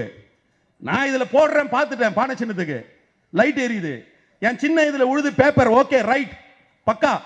ஆனா எனக்கு என்ன பிரச்சனை, இந்த சின்ன இதுல டிரான்ஸ்ஃபர் ஆகல கண்ட்ரோல் யூனிட்டுக்கு, அதை எல்லா சாஃப்ட்வேர் இன்ஜினியரும் சொல்றான். அப்ப நீ என்ன பண்ணி, இந்த பேப்பரை என் கையில கொடு, பழையபடியே இந்த பேப்பரை அப்படியே எடுத்துட்டு போய் ஒரு டப்பா, நீ ஒரு டப்பா வை, பேலட் பாக்ஸ் வை, அதுல போடுறேன். இப்ப பேலட்டை எண்ணிட்டு நீ 400 இடம் ஜெயின்னு சொல்லி பார்க்கலாம். பிஜேபி உண்மையிலேயே தில் இருந்தா பிஜேபி இதை செஞ்சுட்டு சொல்லட்டும். அந்த தில் இல்லாதனால தான் நீ மிரட்டுற, எலெக்ஷன் கமிஷனை மிரட்டி அனுப்பிட்ட. எலக்டோரல் பாண்டுன்னு ஒன்று கொண்டு வர, எலக்டோரல் பாண்டுன்னு சொல்லி ஊர்ல கொள்ளையடிக்கிற பெரிய பெரிய பணக்காரங்கிட்டலாம் பல்லாயிரம் கோடி ரூபாய் வாங்கி வச்சுட்ட. ஓங்கி ஒரு கொட்டு கொட்டுச்சு கோர்ட்டு. ஸ்டேட் பேங்க் இந்த கணக்கெல்லாம் எங்ககிட்ட இல்ல, 3 மாசம் டைம் வேணும்னா. நல்லா கேட்டார் ஜட்ஜி, ஏண்டா நீயே அஃபிடேவிட்ல போட்டுக்கிற 10வது காலம்ல எல்லா கணக்கும் சீல்டு கவர்ல இருக்குன்னு, சீல்டு கவர் அந்த பேப்பர் எடுத்து கொடுக்கறதுக்கான உனக்கு 3 மாசம் கொண்டு வாடா கணக்குன்னா நீ கொண்டு போய் கொடுத்துட்டான். ஆனா மோடி விடுவாங்களா, பிஜேபி விடுவாங்களா, ஆர்எஸ்எஸ் விடுவாங்களா? நான் சொன்ன மாதிரி எதையுமே வந்து திட்டமிட்டு செய்யற கொலகார கும்பல் இன்னைக்கு வழக்கறிஞர் சங்க தலைவரை விட்டு இவங்களுக்கு பிரசிடென்ட்டுக்கு ஒரு லெட்டர் கொடுத்திருக்கான். இப்ப இவங்களோட திட்டமே இந்த தேர்தல் நடைமுறையை சிதைப்பது, தேர்தலை சிதைத்து வாக்குகளை பெறுவது, வெற்றியை பெறுவதுன்னு. இவ்வளவும் இந்த சூழலிலும் மக்கள் ஆதரவோடு இருக்கிறார்கள். பஞ்சாப்ல வந்து விவசாயிகள் போராடுறான், விவசாய டெல்லியில விடாம சாலை ஓரங்களில் முள்கம்பியை சுருட்டி வச்சிருக்கான். எல்லா மாநிலங்களிலும் போராட்டம் நடக்குது. ஆனாலும் பிஜேபி எதை நம்பி 400 இடம் என்று சொல்கிறார் என்று சொன்னால், எதையாவது செய்து, எந்த அழிச்சாட்டு எதையாவது செய்து, எந்த கொடுமையாவது செய்து தேர்தல் வழிமுறையை மீறி வெற்றி பெறுவது என்கிற நிலையில் இருக்கிறார்கள். அவர்கள் வெற்றி பெறுவது என்பது ஒரு சாதாரண இயக்கத்தினுடைய வெற்றி என்று நினைத்து விடாதீர்கள். ஒரு கோட்பாட்டினுடைய வெற்றியாகிவிடும், ஒரு கோட்பாட்டினுடைய தோல்வியாகிவிடும். அவருடைய கோட்பாடு தோல்வி அடைய வேண்டும், சனாதன கோட்பாடு தோல்வி அடைய வேண்டும், இந்த சமூகத்தில் இருக்கக்கூடிய ஏற்றத்தாழ்வுகள் தோல்வி அடைய வேண்டும், சமத்துவம் நிலைநாட்டப்பட வேண்டும். சமத்துவம் நிலைநாட்டப்பட வேண்டும் என்று சொன்னால் ஜனநாயகம் வெல்ல வேண்டும். அந்த ஜனநாயகம் வெல்ல வேண்டும் என்பதற்காகத்தான் வெல்லும் ஜனநாயகம் மாநாட்டை விடுதலை சிறுத்தைகள் கட்சி தலைவரான எழுச்சி தமிழர் திருச்சியிலே கூட்டினார். அதனுடைய முடிவு, அதனுடைய பலன் வர இருக்கிற தேர்தலிலே தெரியும். மீண்டும் சொல்கிறேன், எச்சரிக்கையாக சொல்கிறேன், ஆபத்து என்பது ஒடுக்கப்பட்ட மக்களுக்கு, சிறுபான்மை மக்களுக்கு என்று நினைத்து இடைநிலை சமூகத்தில் இருப்பவர்கள் ஏமாந்து விடாதீர்கள். உங்களுடைய அடிப்படை உரிமைகள் போய்விடும், உங்களுடைய இடஒதுக்கீடு உரிமைகள் போய்விடும். 2 தலைமுறை 3 தலைமுறையாக உழைக்கும் வருவமாக இருந்து இன்றைக்கு படிக்கும் சமூகமாக மாறி இருக்கிறீர்கள். அது மீண்டும் திரும்பிவிடும் என்பதை மனதிலே வைத்துக் கொண்டு இதிலே மாநில அரசு, மத்திய அரசு, கட்சிகள் என்பதை கடந்து மாநில அரசு எத்தனையோ நல்ல திட்டங்களை இன்றைக்கு தமிழ்நாடு முதலமைச்சராக இருக்கக்கூடிய மாண்புமிகு அண்ணன் தளபதி அவர்கள் தீட்டி வருகிறார். ஒன்றிய அரசு கொடுக்க வேண்டிய பணமே கொடுக்கல. இங்க வந்து வெக்கமே இல்லாம ஜெயலலிதா பத்தி பேசுறார். 3 மாதங்கள் மருத்துவமனையில் இருந்தார் ஜெயலலிதா அம்மையார். செப்டம்பர் 23ஆம் தேதி ஹாஸ்பிட்டல் அட்மிட் ஆகிறாங்க. டிசம்பர் 5ஆம் தேதி இறக்குறாங்க. ஹாஸ்பிட்டல் இருந்தது அதிமுக தலைவர் கிடையாது, இந்த நாட்டினுடைய முதலமைச்சர். இந்த நாட்டினுடைய முதலமைச்சர் மருத்துவமனையில் இருக்கிற அவரை பற்றி மக்கள் தெரிந்து கொள்ள வேண்டும் என்பதற்காக முதலிலே மருத்துவமனைக்கு போய் அவரை பார்த்தது விடுதலை சிறுத்தைகள் கட்சி தலைவர் எழுச்சி தமிழர். இன்றைய முதலமைச்சர் அண்ணன் தளபதி அவர்களும் போய் பார்த்தார். ஆனால் நாட்டினுடைய பிரதமராக இருந்த மோடி 3 மாசத்துல எங்கேயாவது ஜெயலலிதா வந்து பார்த்தாரா? சரி, அதுக்கு அடுத்தது ஜெயலலிதா அம்மையார் எப்படி இறந்தார் என்பதில் ஒரு மர்மம் இருக்கிறது என்று அனைவரும் சந்தேகப்பட்டார்களே. இறந்து போனது ஒரு நாட்டினுடைய முதலமைச்சர் தானே. நாட்டினுடைய முதலமைச்சருடைய மரணத்திலே இருக்கக்கூடிய நிலையை விளக்க வேண்டியது நாட்டினுடைய பிரதமர் உரிமை இல்லையா அல்லது கடமை இல்லையா? வெக்கங்கெட்டு போய் இன்னைக்கு ஜெயலலிதா எம்ஜிஆர் நல்லாட்சி கொடுத்தார்கள் சொல்ற. யாரை ஏமாற்றுவதற்காக? நீ வந்து சொல்ற தமிழ்நாடு அரசு திட்டங்களை சரியாக செயல்படுத்துறாரு. உன்னுடைய மத்திய குழு வந்து சொல்கிறது இங்க தமிழ்நாட்டிலே வெள்ள நிவாரணத்தை மிக சிறப்பாக செய்திருக்கிறார் தமிழ்நாடு முதலமைச்சர். 2015 விட மிக இயல்பாக திரும்பி விட்டது என்று நீ அனுப்பிய அதிகாரிகள் குழுக்கள் சொல்கிறார்கள். நீ பின்னாடி வந்து சரியில்லை என்ற. தமிழ்நாட்டிலே வளர்ச்சி திட்டங்கள் சரியில்லை என்று சொல்கிறார். தமிழ்நாட்டினுடைய வளர்ச்சி திட்டங்கள் 70லும் 80லும் போட்ட வளர்ச்சி திட்டங்களை காப்பி அடிக்கிறடி, அதே முழுசா செய்ய மாட்டேன்ற. தமிழ்நாட்டிலே இருக்கக்கூடிய திட்டங்களால் நிதி ஆயோக் என்று சொல்லக்கூடிய இன்றைக்கு திட்ட கமிஷனாக இருந்து நிதி ஆயோக் ஆயிடுச்சு. இவன் தான் வந்து மாத்துறாங்க. அந்த நிதி ஆயோக் என்ன சொல்லியிருக்காங்கன்னா, நீடித்த வளர்ச்சிக்கான குறியீடுல முதல் இடத்தில் இருப்பது வறுமை ஒழிப்பு. அந்த வறுமை ஒழிப்பில தொடர்ந்து 3ஆம் முறையாக தமிழ்நாடு முதல் நிலையில இருக்கிறது என்று மோடி சர்க்கார், மோடி அரசில் இருக்கக்கூடிய அதிகாரி சர்டிபிகேட் கொடுக்கிறான். இங்க வந்து தவறான செய்திகளை பிரதமர் பதிவு செய்துவிட்டு போகிறார். இதெல்லாம் நீங்கள் புரிந்து கொள்ள வேண்டும். வெறும் வாக்குகளை பெறுவதல்ல, உங்கள் வாழ்க்கையை பறிப்பதற்காக பிஜேபி RSS திட்டமிடுகிறது. அதை முறியடியுங்கள். இந்தியா கூட்டணிக்கு வாக்களியுங்கள். இந்தியா கூட்டணியுடைய வேட்பாளர்கள் எந்தெந்த தொகுதியில் நிற்கிறார்களோ அவர்களுக்கு வாக்களியுங்கள் என்று சொல்லி நிறைவு செய்கிறேன். தலித் அரசியல் தலைமை நாட்டுவோம், நாட்டை தலைகீழாய் புரட்ட தோழமை போற்றுவோம். நன்றி, வணக்கம், ஜெய்பி.